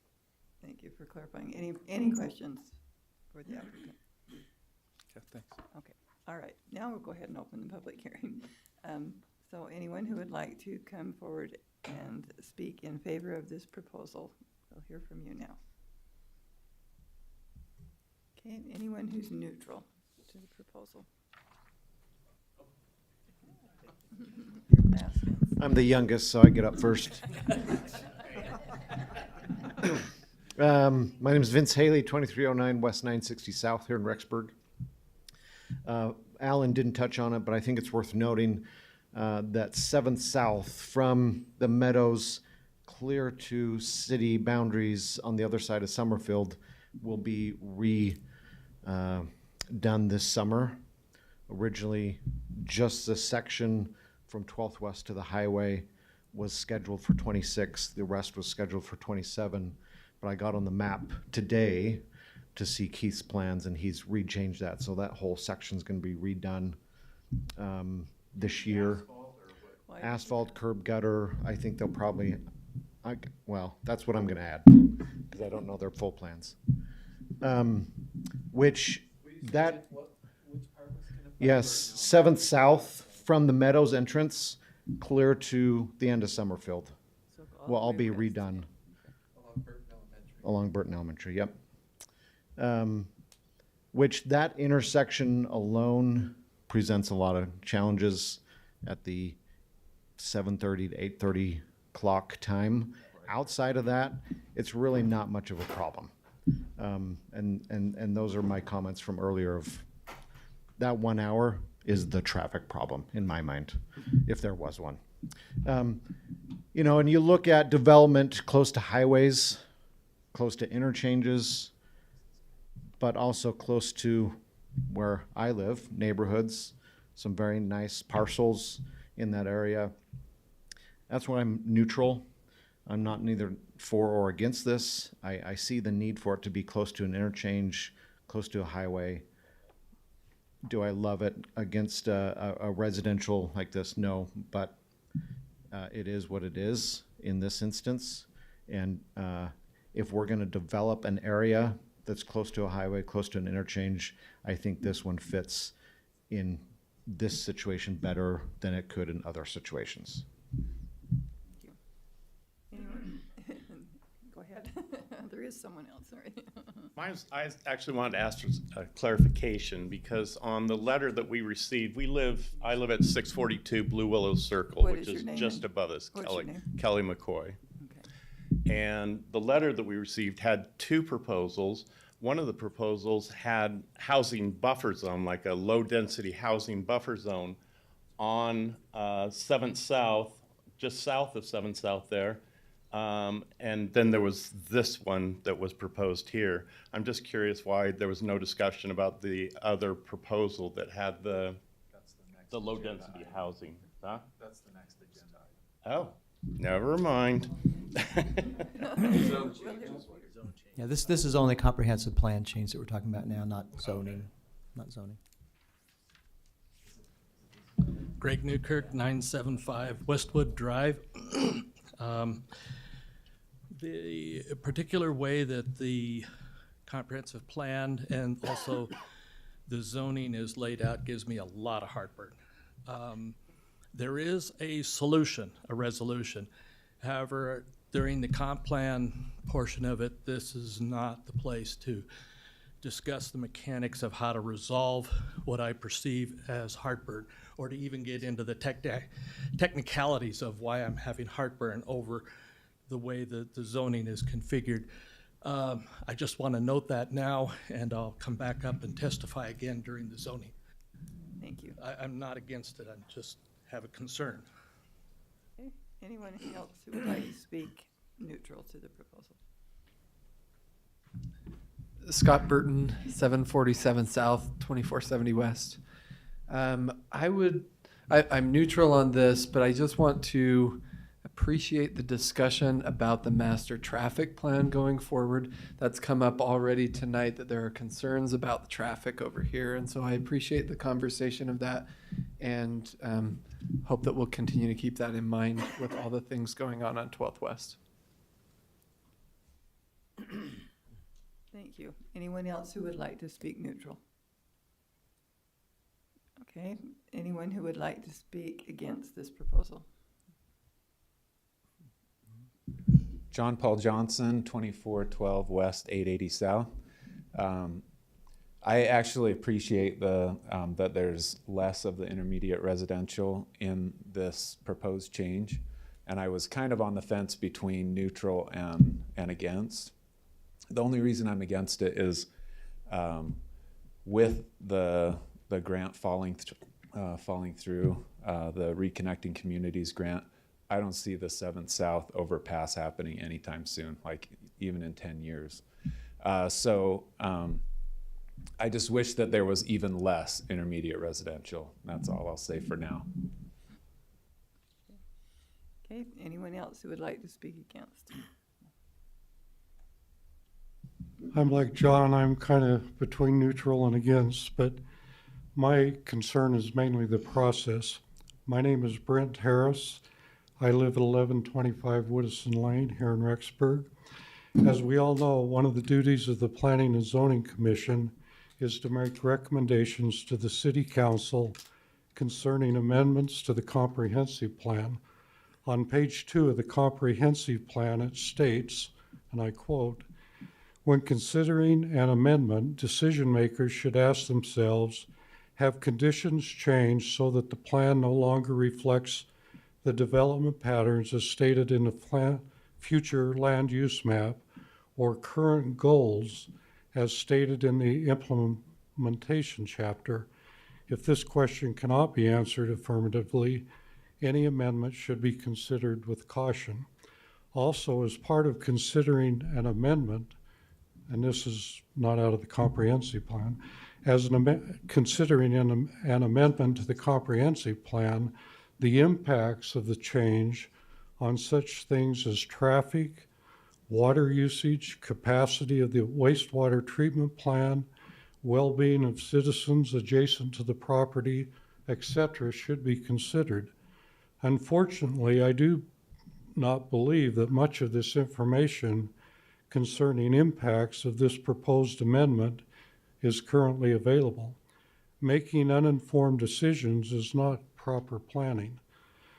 This process is often rationalized by saying that the city staff will evaluate these issues later after the comprehensive plan amendment is approved or zoning change is approved.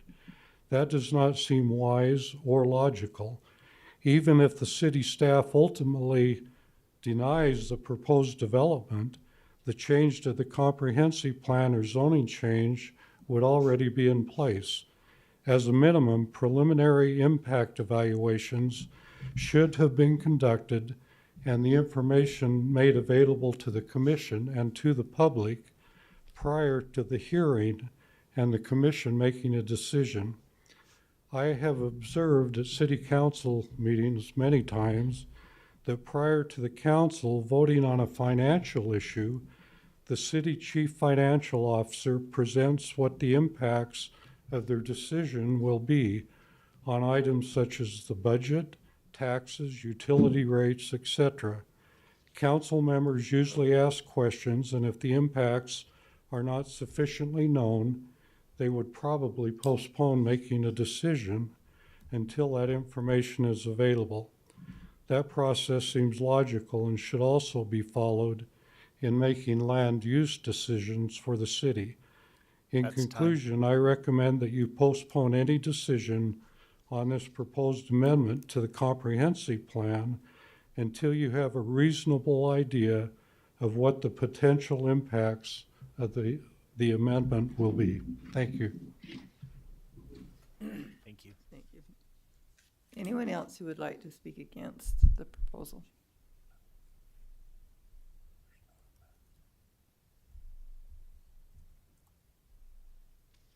Good evening. I'm Desiree Diaz, and bear with me, this is the first time I've ever attended one of these. But the reason I'm here is because I live at 691 South 12th West, right across from where they're wanting that other corner. And my concern is what I was mailed doesn't look like what was shown here. Because what went off in my head was what I saw right across the street from me was this strip of commercial. And I was like, is that gonna be at the back of a strip mall? Is it, you know, what's it? Because that street is, see where it says intermediate residential? Up there at the top, it said commercial right there where your arrow is. That was prior to, that's what the existing one is. This Oh. is the proposed one here. Okay. Yes. Like I said, this is real new to me. I just, but one of my concerns is the traffic there. So see, even though how you have intermediate residential, are they gonna be turning down 7th Street to get into that residential? Because you can't hardly pass 2 cars there. I mean, it's very narrow, and the apartments over there on Sunflower, it was mentioned earlier about another place about a second exit. There is no second exit there. Everyone has to, all those apartments, like if there was a fire, they'd all be like running through my yard. So, that's my concern. I don't know. Thank you. We'll ask him. Okay. Anyone else who would like to speak against the proposal? Could I take 30 more seconds? I just forgot to say one thing. Spencer? No. You're on a short leash, John. Okay. Yeah, the one thing I wanted to say is 20 acres of intermediate residential, if it's built out to the max, is 400 housing units. That's all I wanted to say. Okay. Anyone else who would like to speak? Can I ask a question of clarification? Did I miss that? Come to the mic. Oh, shoot. You want a stool? Cheryl, it's You're used to it. I can play with that. My name's Cheryl Empey, and I live at 226 Jill Drive in Henderson. And one thing that I was wondering is the comprehensive plan actually has like an angle there. Is that a waterway? Is there a reason there was, like it was made that way?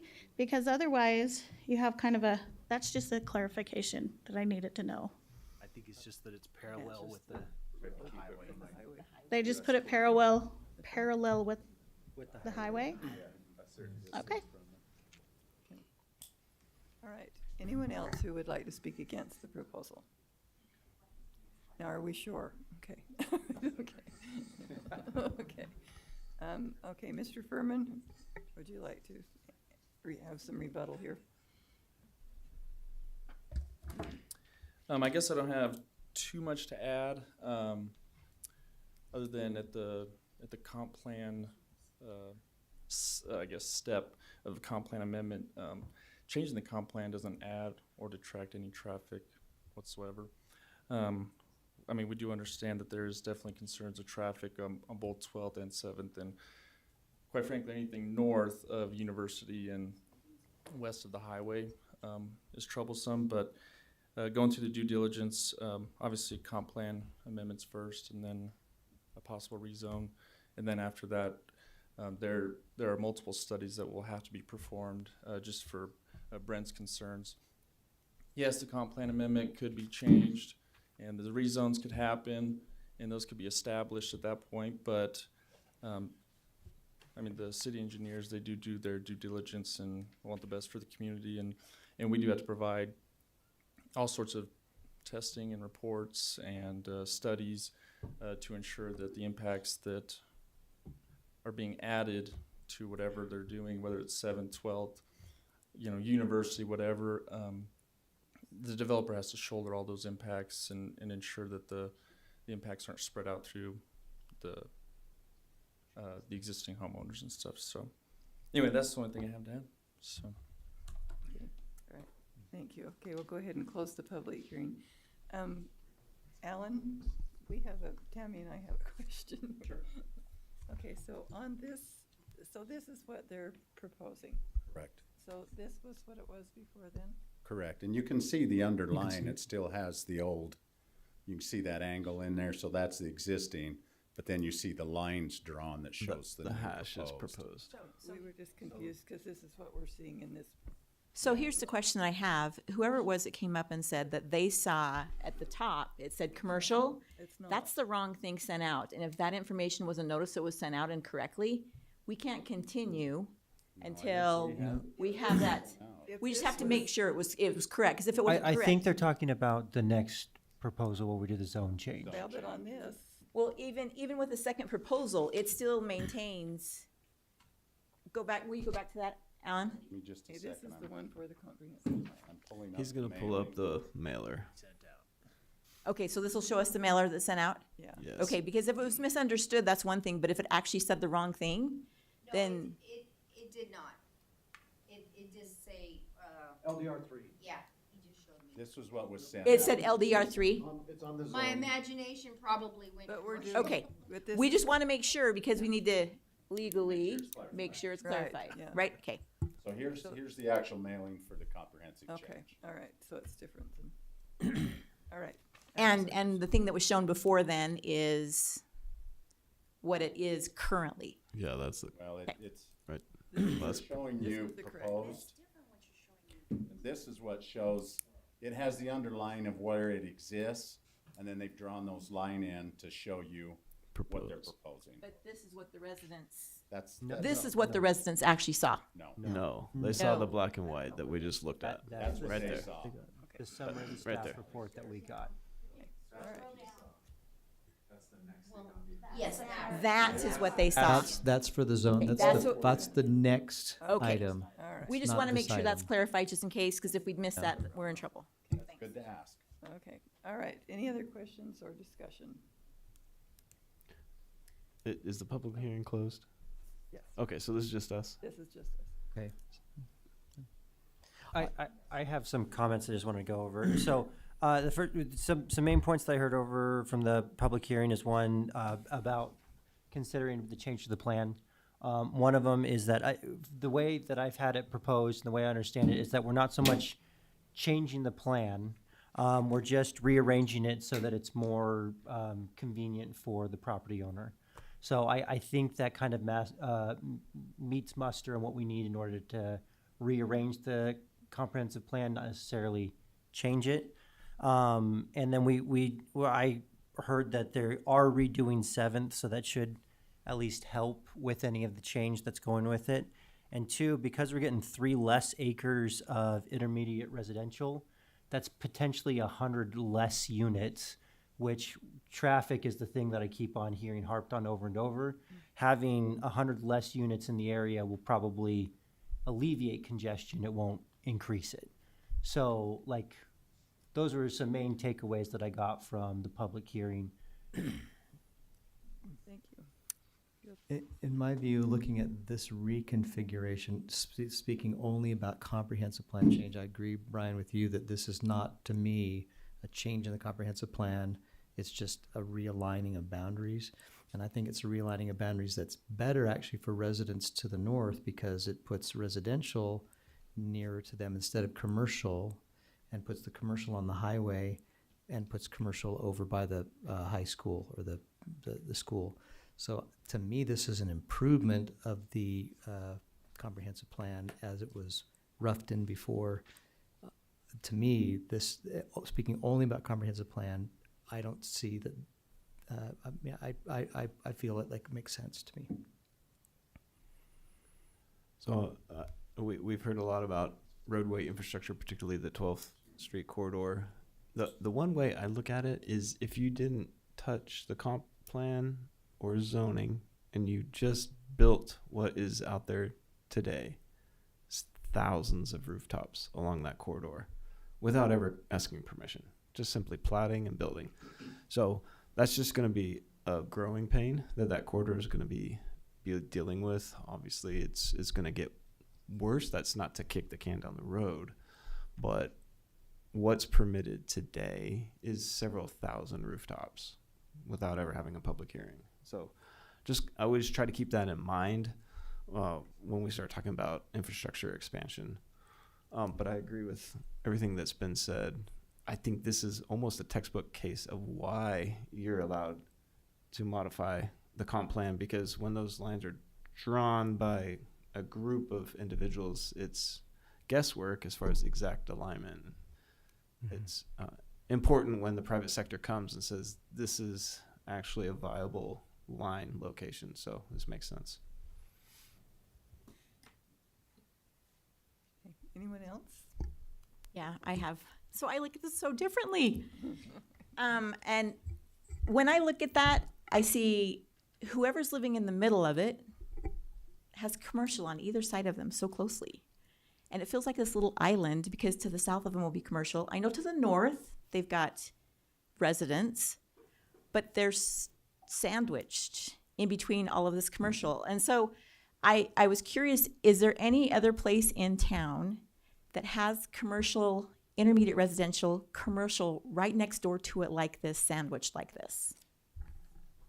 Well, in some ways, yeah, we're, in fact, our whole set downtown, the form-based code is designed so that there's commercial on the bottom and residential above it. So that mix is actually part of a good community plan in that kind of situation.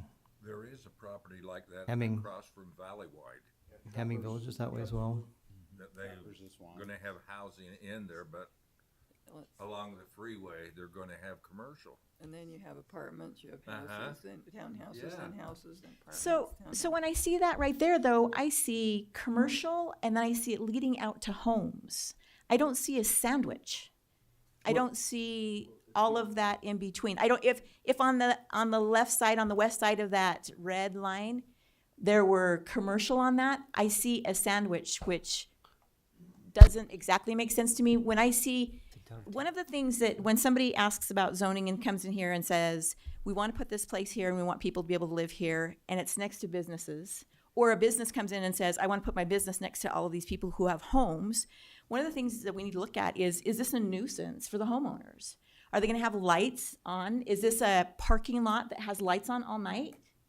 Those who sleep in those homes will have lights on all night, and that's a nuisance.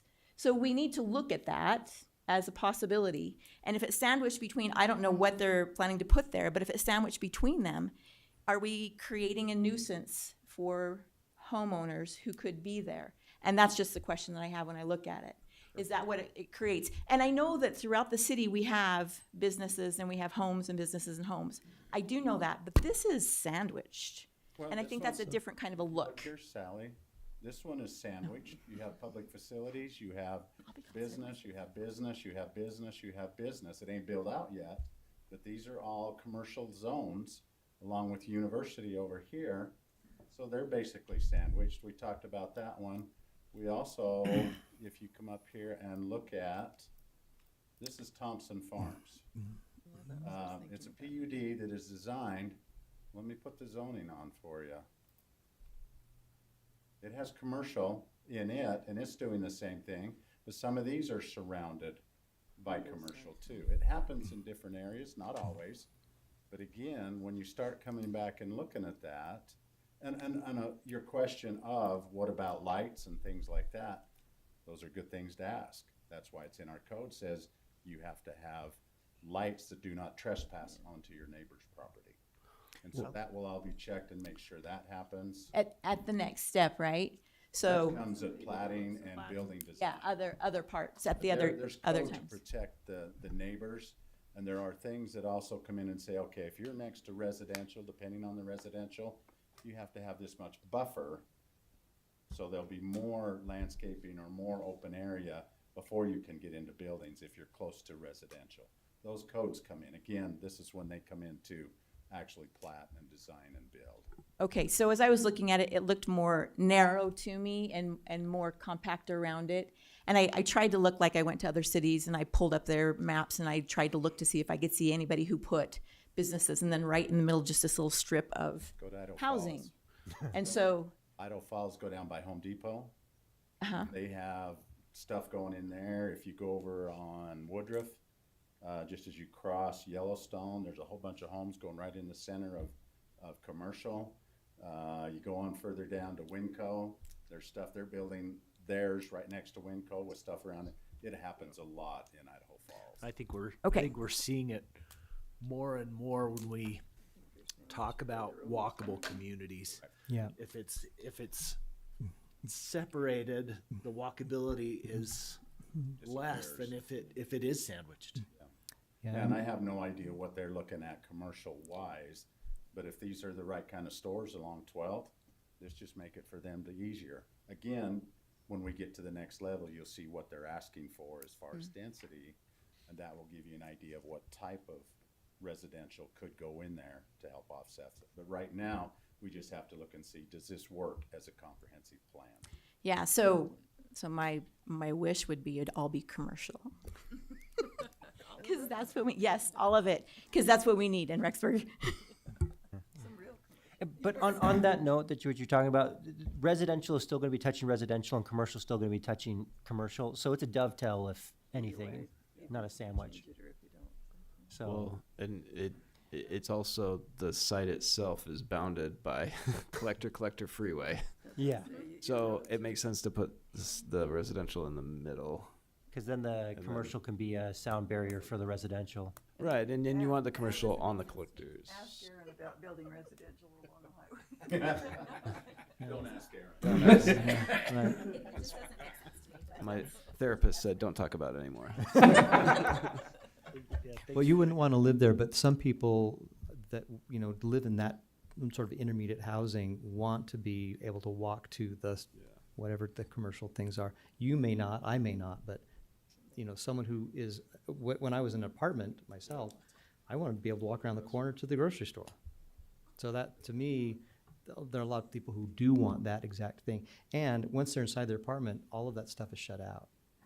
Your commercial, you don't see that. You're in the middle of a housing complex, that kind of stuff. So, and that was all considered when the comprehensive plan was made. And again, I think this particular realignment makes more sense than having commercial right across the street from that big residential neighborhood. I think it's, the reconfiguration is actually an improvement to the neighborhood in terms of comprehensive plan, strictly speaking. Okay, I need you to explain that to me again. You think that, say it again, that having, give me streets. So, Yeah, we need, will you so put seven south is here. 7 South, and you Mhm. said you think that what? Say it again. Current comprehensive plan has commercial along 7th South and No, commercial. it doesn't. It has intermediate No. against. No, it has. That was backwards. no, Oh, it is all intermediate residential and intermediate along the highway. And then commercial. Yes, so it's Okay. intermediate here Right. and down. Yes. So Okay, it's right an L that now, it's goes down here, intermediate, and then the right. commercial built out. I understand the commercial against the highway. I think it's great Okay. visibility. I think it's needed. Okay. I get that. I apologize. That's correct. The Okay, was current that- current is is that intermediate different? residential and then, okay. Yes. I still think this is a better configuration. Okay. Okay, any other questions or discussion on the proposal?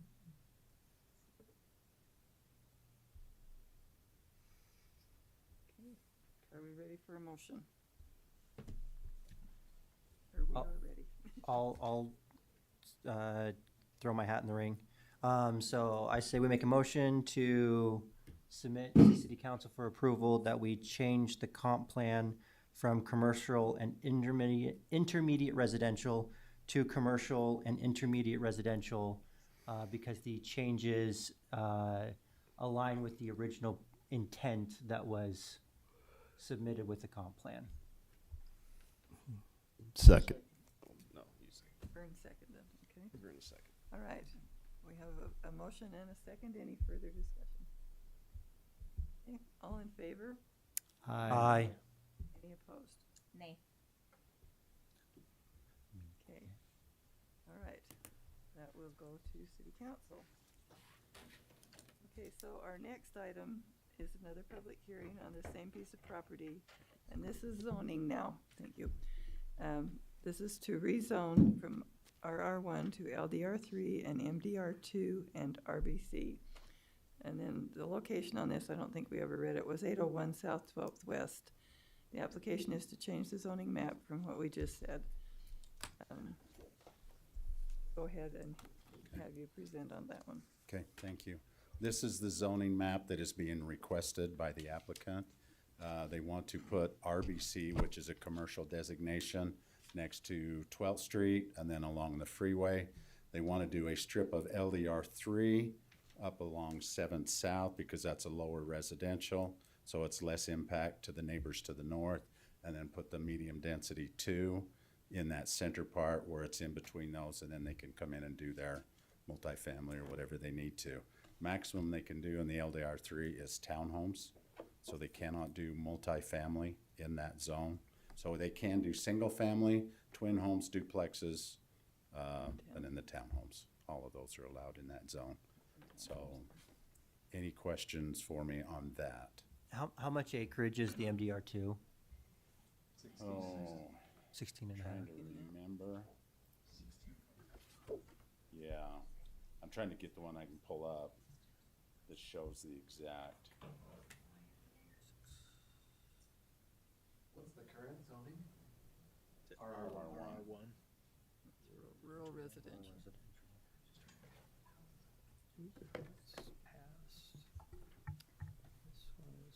Counselor Ramo, I have a question for you. Where I chose no for the comp plan, again, I'm gonna ask this question. Do I vote on this? Yeah. On what I think that if it, as though the comp town plan has changed, I vote as if it's been changed. Do I vote like that? Because the quorum voted yes for changing it, for recommending it? Correct. And so I understand your train of thought of saying, well, hey, this is just a recommendation to The city council? the city council. But again, I have this thing with hypotheticals and looking into the future. We've done this before, and Right. it is, I can't tell you how to vote, but again, the only way that, again, this board now would, whether they vote in favor or against this zone change, it would be with it being in accordance with the comprehensive plan. With the comprehensive plan? Yes. Gotcha. Katie, do you remember where that one's at that showed the acreage? Is this staff report, whether it's in this, and it's in both the staff report summary and the staff report itself, in the first few pages. I mean, there was a colored one that showed acreage. It's on page 12. Okay. That way we can get you the accurate. I just have the words in the first couple of yeah, pages. You're way too far for the words that has the acreage filled out. There it is. Okay, There's your 16.5. acreage for each Yeah, one of the 16.5 zones. acres. Oh, there we go. I can't read it, so that is. Will you make it bigger again? Eyes? 16.5 of MDR2. Yeah, there it is. 3.47 of LDR3. 6.2. 16.2 and 6.2 of RBC. Yeah. Okay. Now, one of the things you need to take into account when you look at this, RBC is a regional business center. That is something that is designed for 20 acres or more, so that you're coming in, and typically this is where big box stores go and things like that. There's some limitations in that compared to a CBC. You can't put a machine shop in there. You can't do truck shops and things like that. There's just a few things like that that just keeps it more of a professional looking, I guess is what you want to say. But it's designed for those that want to come in and master plan the whole thing and have specific things within it. So I do have a question of clarification then regarding that. On my cheat sheet here, this says that the minimum lot size is 20 acres for regional business center. This 20 acres is Split it up in divided. the same project. Okay. The two combined, they exceed the 20. Okay, so that is permitted in the, okay, yeah, it does exceed the 20, but not in each parcel. This Okay. is more of a master plan type deal where they're looking at the whole thing. Okay. Yeah, Okay. good question. So in the MDR2, then you can have 4plexes and 6plexes, correct? Yeah, and on up to multifamily apartment complexes, How large? as long as you stay within the 20 per acre. 20 per acre. Units, okay. Yeah, 20 So they units per acre, they can do that. Put the higher density along the edges then, okay. And so, A lot of them typically put fourplexes in, but it does allow them to go higher Well, if they there would could like be a to. variety again, so, yeah. Okay. Any other questions, comments? Okay. Okay, yes, Yeah, we have did you another- have anything to add? Okay. Okay, thank you. All right, since the new hearing, Caden Furman, Eagle Rock Engineering, 1331 Fremont Avenue, Idaho Falls, Idaho. Yeah, so Alan did a great job presenting it. I just wanted to kind of go just a little bit through it. Just to I guess, give you a little bit of a background of the intent behind the zoning lines. And Commissioner Geddes, this might help answer some of your questions as well. So it's kind of standard planning practice, I guess, or strategy, if you will. But the multifamily that we have in the center of it, and just like Mr. Lawrence said, is this is more intended for like a walkable community. So people, they can live there. They're close to facilities like you have the high school, you got Burton Elementary, you got commercial that'll be around. And so it is intended to be that way, to be a more walkable community where they have basically all of the amenities that they need to basically live within walkable distance. And then like Alan said, the LDR 3 on the north end, it is definitely a lesser intense use for residential, but it is because we want to provide a buffer to those larger lots to the north. And just fun fact, because this is typically how it goes, where people look at the acreage and they'll look at the zone use and they'll say, okay, there's 20 units per acre, there's 16 acres in this, and so they're gonna do, 300 plus units, which is a rational thought. But just for a little piece of tidbit, I guess on the design side, since I have to lay it all out myself, we generally lose about 20%, well, anywhere from 10, let's say 10 for, I guess, worst case scenario. You'll lose anywhere from 10 to 20% just due to the roads, the parking, the landscape requirements. And I've actually never done a development where I've been able to reach the maximum unit density on basically any zone, unless it's like maybe just the RR1. I mean, those are relatively easy to hit, but anyway, so I just want to give that. And then, the commercial, obviously along the frontage of the roads for the visibility, but also to create that buffer. I mean, as you know, on the highway and the busy roads, it is pretty noisy. But we will be going through the process, with Alan and stuff, because we don't want to, I guess, intrude on the MDR2 with the living units with the commercial. And so with the all-inclusive kind of master plan, walkable community, they're very conscientious about making sure like the lighting and the noise and the time of hours that they're open and all that. So anyway, that's all I wanted to add. Any questions for me? Okay, thank you. Okay, we'll go ahead and open the public hearing. Again, same thing, come forward, state your name, address, and 3-minute time. And we'll hear first from those who are in favor of the proposal. Okay, anyone neutral that would like to speak?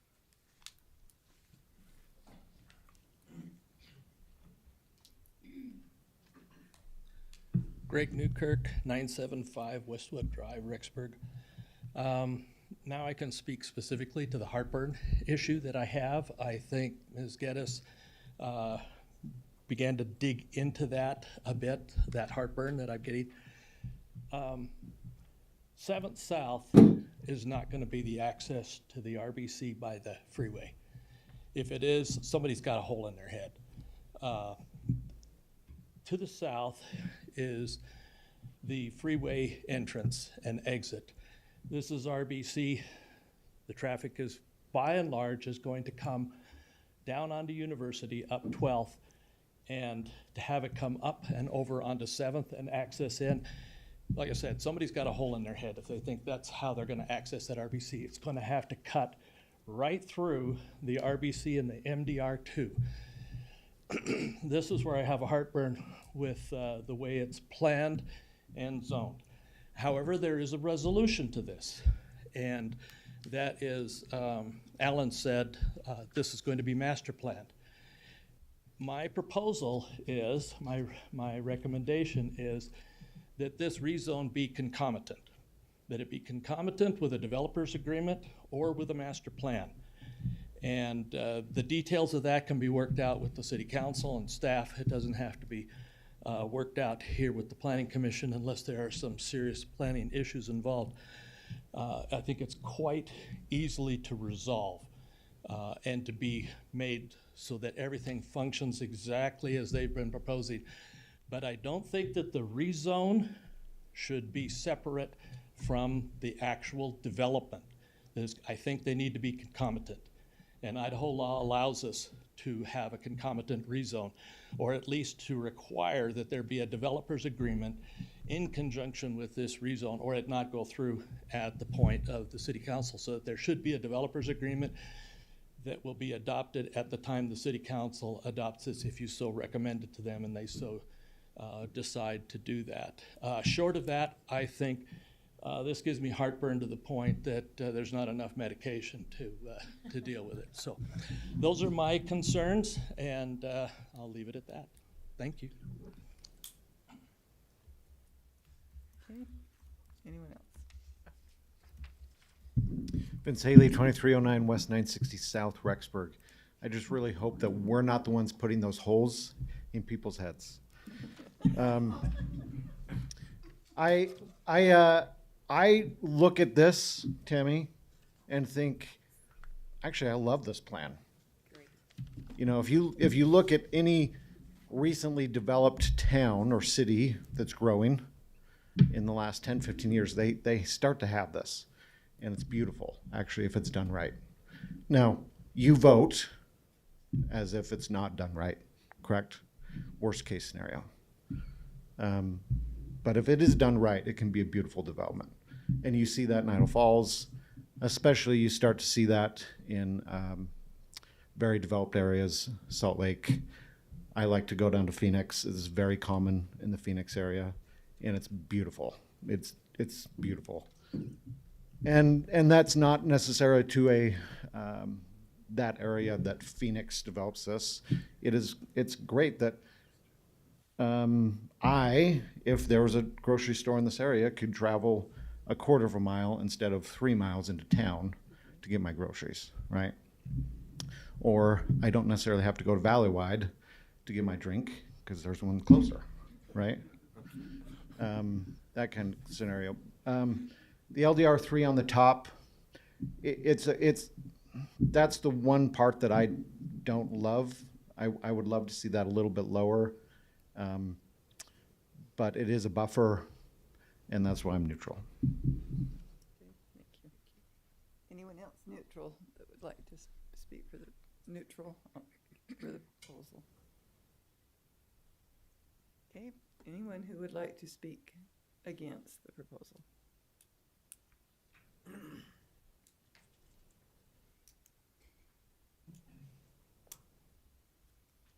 John Paul Johnson. Get it all this time. What? You don't get an extra 30 seconds. Okay, yeah. I'll try to remember. John Paul Johnson, 2412 West, 880 South. You guys don't get paid enough. That's the first thing I wanted to say. And the other thing, as I've been diving into these things this year and last year, the GIS system is amazing. So if you could pass that on, I think Rexburg's GIS is awesome. I do want to say, I mean, you need to vote as if, like Vince just said, as if this is built out to the max, which is something like 365 units in the residential part. And even if you lose 20%, that's still 300 units. And if the ingress and egress is on 7th South, I mean, that was the intersection in the traffic study done for Gem Prep that showed that it went to an E, and Gem Prep was approved. So that's kind of the baseline that we're working from, I think. We haven't seen a traffic study, but so we're talking about what is supposed to be a walking community. I think it's aspirational, and I love that idea. But anyone who lives west of the highway knows that we've got schools, we've got churches, there is not a single city park, and there are not other amenities. There are no trails. I am a crazy bicycle commuter. I won't repeat what the truckers yell at me out the window. And I go down 12th West on my bike, and there's this spot that I call the Narrows. There is no shoulder on the west side. There's no shoulder on the east side. There's no sidewalk on either side. So I don't know what I'm supposed to do. the walking infrastructure, the biking infrastructure is just not there on the west side. And so 5-10 years down the road, if we get connections across Highway 20, if we get trails and bike lanes, I'd love to see something like this, but I don't think the traffic is going to allow something like this. Thanks.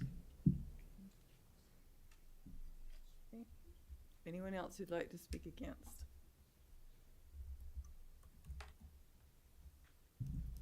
Scott Burton, 747 South, 2470 West, Rexburg. I guess those, a lot of the things that John mentioned were my same feelings as well. I think this seems like a good idea generally, but I'm very nervous about the traffic and the infrastructure around it. I don't know the planning that's gone in to say if there's already plans for stoplights at that corner where everybody's coming out from Burton Elementary and things like that, but it just seems like adding more houses or more units to this is only going to exacerbate the problem. As was already mentioned, there could already be 1,000 or more rooftops on 12th West as currently planned. And now we're talking about adding more to that. And it just seems like we need to do more to improve the infrastructure before we continue to allow other things to come in. Thanks. Okay, anyone else who would like to speak against? Mine's more of a question or inquiry. Can we have your name and address again? Desiree Diaz, 691 South 12th West. The LDR3, like the gentleman had spoken a couple before with the heartburn, said that you'd have to get off the freeway and then go down and then come up 12th and then go down 7th to get to these businesses. I'm really confused as to why 7th Street, if they're wanting to put more stuff on there, is, because it's a dead-end street, and it dead ends to a bunch of apartments or townhomes, and there's no other way out. So if you put more townhomes, I'm never gonna get out of my driveway. Is there a plan for that? A different road, maybe, like he was saying? Yes, please. Okay, so a couple of things you need to take into consideration. Not everybody is going to come up and go down 7th and back in. There will be other entrances planned coming in here, through here, to get back in here. Number one, fire code's going to require that they have more accesses through there. Okay, yeah, that was my question. Yeah, because if you hit those higher levels, you have to have the ability, if there's an accident at this end, the people can get out or more personnel can get back in there. So I don't know what their master plan is because I haven't seen it, but that will all be requirements we as a city are going to make sure that they meet those standards. So how come that wasn't a requirement with the Meadows? Meadows was done in the county before it ever came into the city. So we actually ended up annexing that in. And it was planned, let me go back to my parcel viewer. It was planned in the future, there is a connection to connect to this. So when this develops, there will be a connection put in For there. them to get out? Yes. Yeah, because that makes me real nervous, because I think if there's a fire, It scares us. we're gonna get trampled. Yeah, it keeps us nervous, and so whenever anybody talks of purchasing this, we tell them, you will have to connect to this one. So that same thing, now that this is in the city, we have that power to say that. We are going to require those things based on population, access, everything else, so they're meeting that requirement. Okay, thank you for the clarification, I appreciate it. Well, and Alan, can I just ask you, today's version of 7th, do we even have the full width right of way dedicated? Right. We so do not. Half of that roadway is ag. Right. Right. So no, I'll get into it later. Yeah, and that's another thing, when you look at that, the developer's gonna have to come in and build out his half of 7th. And he's gonna take that probably to at least 100-foot width, so he's gonna have to build, we're gonna have 50 feet of it on their side, they have to build their share of that, which includes sidewalks, curb, gutter, landscape strips, all that's gonna have to be included in that to make sure that's in there. Same thing's gonna happen on 12th.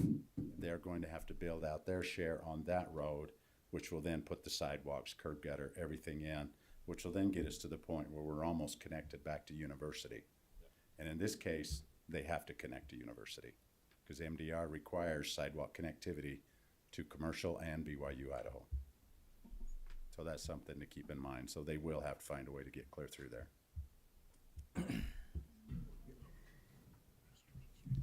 Brent Harris, 1125 Woodison Lane, Rexburg. Just a question, Alan. You have no idea what they plan on putting in the commercial? No. I happen to know the family that bought it, and I have a good idea, but you don't know. Shown any plans. Thank you. That's all I want. And even if I had, I couldn't tell you. Okay, anyone else who would like to speak against this proposal? Okay, seeing none. Mr. Furman, do you have any rebuttal? Just one thing I'd like to comment off of John's comment, which City Rexburg's GIS map is awesome. There's multiple, there's a ton of different counties that are much bigger and they're the worst. So anyway, I want to say that they do a great job with that, and it makes everybody's lives a lot easier, especially on our end. And then Alan just touched on it a little bit, but I did want to go over just we're not talking about this, but it is part of the rezone and the current infrastructure as it sits. And Commissioner Richards said this earlier, but unfortunately, most of East Idaho is like this in every municipality, that the municipalities or the government, they don't build the infrastructure where the growth should be or where it needs to be. And they rely solely on private money or developers to come in and basically improve all of the infrastructure for them. Now that being said, I don't like that either myself, but this would be a great kickstart to getting 12th, South 12th into a much better situation with the traffic, because we would have to expand it. If you guys have been down, just south where Iron Horse development is, they had to widen out that whole intersection. I mean, they didn't put in traffic signal there or anything, or they didn't at the time that was in. But they paid their share, and then when Good to Go came in, and so just like this development, when they come through and they want to actually develop it, then they'll have to develop all of 12th West, and I mean, it basically doubles it with just their half of the improvement. And then it'll be interesting what the school has to do with theirs. But anyway, it will help because they'll have to develop their half of both 7th and 12th. This is a big master plan kind of area, and I do appreciate the fact that the concerns are when you do look at it, and when we present, we always like to present the pretty picture of what it is supposed to be like, obviously. But in your guys' position, I totally understand that whatever it is zoned for is reality. So whatever zone is there, they can come through and get building permits and develop it as such. And so it's good to plan for the worst. But I will say, as this is kind of a master plan, it's a bigger development. There will be interconnective roads inside of it. Obviously, the access points on both 7th and 12th are going to be managed by the city. So, for example, like the townhomes or the LDR3, there won't be any driveways on 7th. No access directly onto 7th for the individual homeowners there. And along 12th as well, I mean, that's what the hard part about annexing in county properties is they've got what they've got and they got to deal with it kind of deal. But as this has been developed, they are managing all the access and it will be built according to their plan. So anyway, don't want to ramble on. Any other questions or anything for me? Sorry, quick question. Are you guys to the point where you've done traffic study or not yet? Okay. Yeah, not yet. Okay. Okay, we did have one letter of written correspondence. Were you all able to read that? There were two. Oh, there were two? I thought the other one was from the same people, or no? Two separate people. Both with the first name Michael. Oh, that's what's confusing me. Okay. Okay, so we did see those though, okay. All right, okay. Yeah. Okay, all right, we'll go ahead and close the public hearing, and begin our discussion.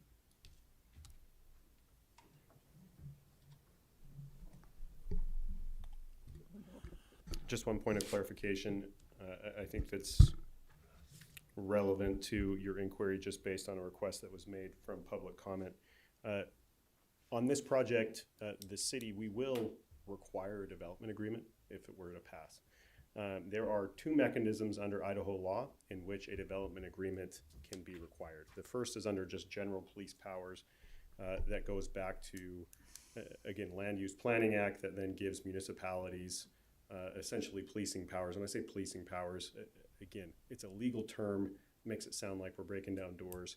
No, that's just to enact and to require fees and other things that are associated with a specific development agreement. The gentleman is correct. Idaho law does contemplate a development agreement that can be required contingent upon a zone change, or excuse me, so the other way. So a zone change contingent upon a development agreement being entered into. That falls under Idaho Code 6511A. But that first, it's on a self-enacting state statute. To enact that or to have that be put in place, it requires a local government they have to have an implementing ordinance. And so we would have to have a Rexburg City Code that would require that. So at this point, to try to tie a zone change to a development agreement without having that implementing ordinance, it would be improper and a violation of the applicant's due process rights. Now again, that's something that could be discussed with a governing board, with city council, in which the future they could then say, hey, we're going to enact a Rexburg, or we're going to create a Rexburg City ordinance that we could tie a zone change to a development agreement. But then that would put future developers on notice that that exists.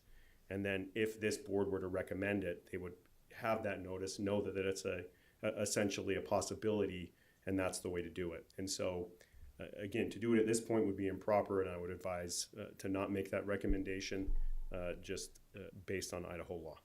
Spencer, just to clarify, don't we have a development agreement ordinance attached to the final plat? Correct, but so there is a development agreement that comes at plat. Correct. Yeah. At plat. Yeah, at plat. But that doesn't contemplate it being tied specific to and contingent to a zone change. Totally agree. So, I mean, we do have development agreements. They come later. Oh, we get, again, when somebody says, hey, what's your authority? Yeah. Why are you making me enter into this development agreement? Which we get asked. Again, it's ordinance, but then again, that ordinance, anytime that you enact an ordinance, there needs to be, again, a mechanism or a legal mechanism in how it's enforced. Yeah. And so we don't enforce that ordinance through 676511A. We use, again, policing powers given through the municipality, and then enact it through a separate ordinance. Okay. To enact an ordinance that is a zone change that is contingent upon a development agreement doesn't exist. That does not exist. Ours exists in our subdivision. Correct. Got it. Section. Yep. Don't go to law school. It's a miserable time. All right. Any further discussion? This is on my ignorance, I guess, and maybe Alan, you can answer this. Is there something in the city that requires a developer to provide some facilities for, the idea of the little community thing? They're in other towns. I've seen them. They look great. They're fun to live in, but they have a walking path. They have a park for the kids. They have a dog park. They have all of that. It isn't all just, it feels like we're just plunking fourplexes and 60 acres everywhere we go. And I was just wondering if there's any kind of stipulation that is required for the developers when they do that. You have basic requirements per the zone. that come into play. And that's your basic, here's your setback in the front, your side back, your rear. You have to have sidewalks, you have to have the street lights, all of those types of things come into play. But getting into a section where I require a park or something like that only happens when they're asking for a PUD, a planned unit development, where they come in and says, number one, I want to increase my density. Okay, here's the stipulations. You've got to meet so many points within this chart. One of those is recreation. One of those is higher insulation, better roof, better materials. They have, I think, 5 categories. They have to pick one at least from each one of them and hit a score of 100 before you can then do it. Summerfield is a PUD. Yeah. And so they come in and says, we want to cluster our houses tighter so that we'll put it in a clubhouse and a play area and all of these other amenities to do what you're talking about. That's the only mechanism we have at this point. Okay. Yes. Yeah, I share the concern and Mr. Johnson's concern as well. I would love to see the city be proactive about, planning parks and trails on this side of the highway. That would be really nice. It's not our concern tonight, but I share that concern and wish that would happen in the near future. But And I think I can tell you with pretty much a surety, it's in the plan. But I don't know where it's at, how time-wise. Because right now we have 2 or 3 parks that we're trying to get up and going. They're starting on the Teton River Park this year. Mhm. And I think that one was like 2.4 million. yeah, or it takes something. time and money. It takes a lot of money to do it. We also have the one on Fifth West, right next to the plat you approved today. There's a park there. We own the ground. We just purchased more ground from the university behind it so that we can have a park, a walking path, bicycle path that will connect us back over to 7th South. So they're planning that stuff, and Mr. Johnson's wife is very much involved in that, and she does a great job of helping make sure everybody gets that opportunity. That's great. Thank you. Okay, thanks for that answer. So I just didn't know what the status was. Anything else? So I just like to say that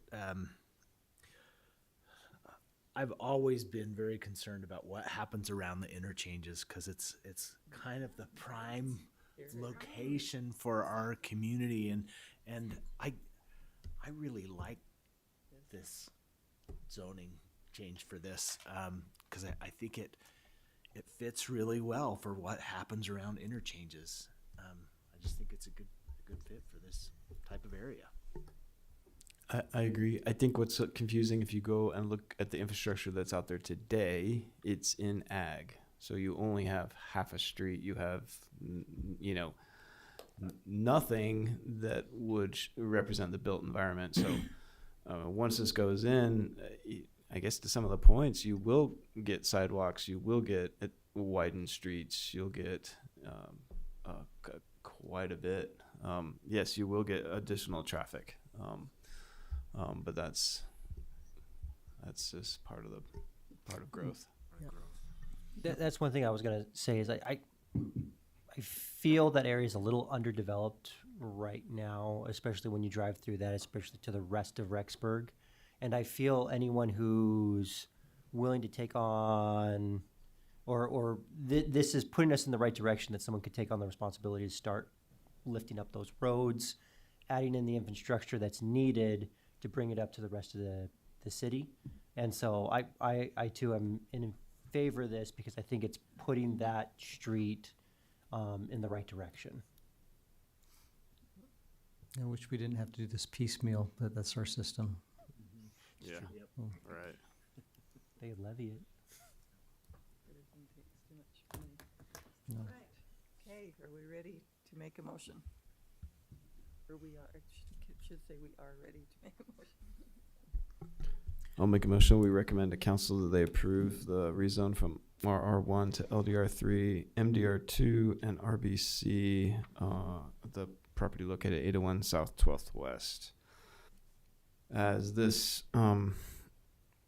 would match, subject to the comp plan being approved by council, this would match within that comp plan revision and does provide the housing and the retail that would be important at this particular location. I'll second it. Okay, we have a motion and a second. Any further discussion? All in favor? Aye. Any opposed?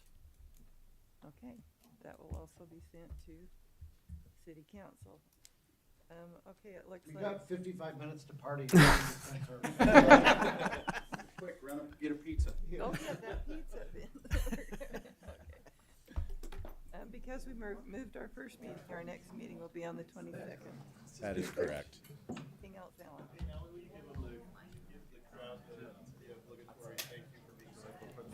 Hey, for those of you that appeared today to testify, we just want to tell you thank you. You were very great crowd. Everybody was very respectful. You got up and give your comments. We appreciate that. Sometimes it gets kind of heated, and we appreciate the people that civility. It makes it nice for everybody.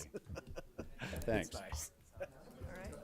I would thank especially those who were here for the first time, like Mrs. Diaz, and who took a chance and went up to the stand.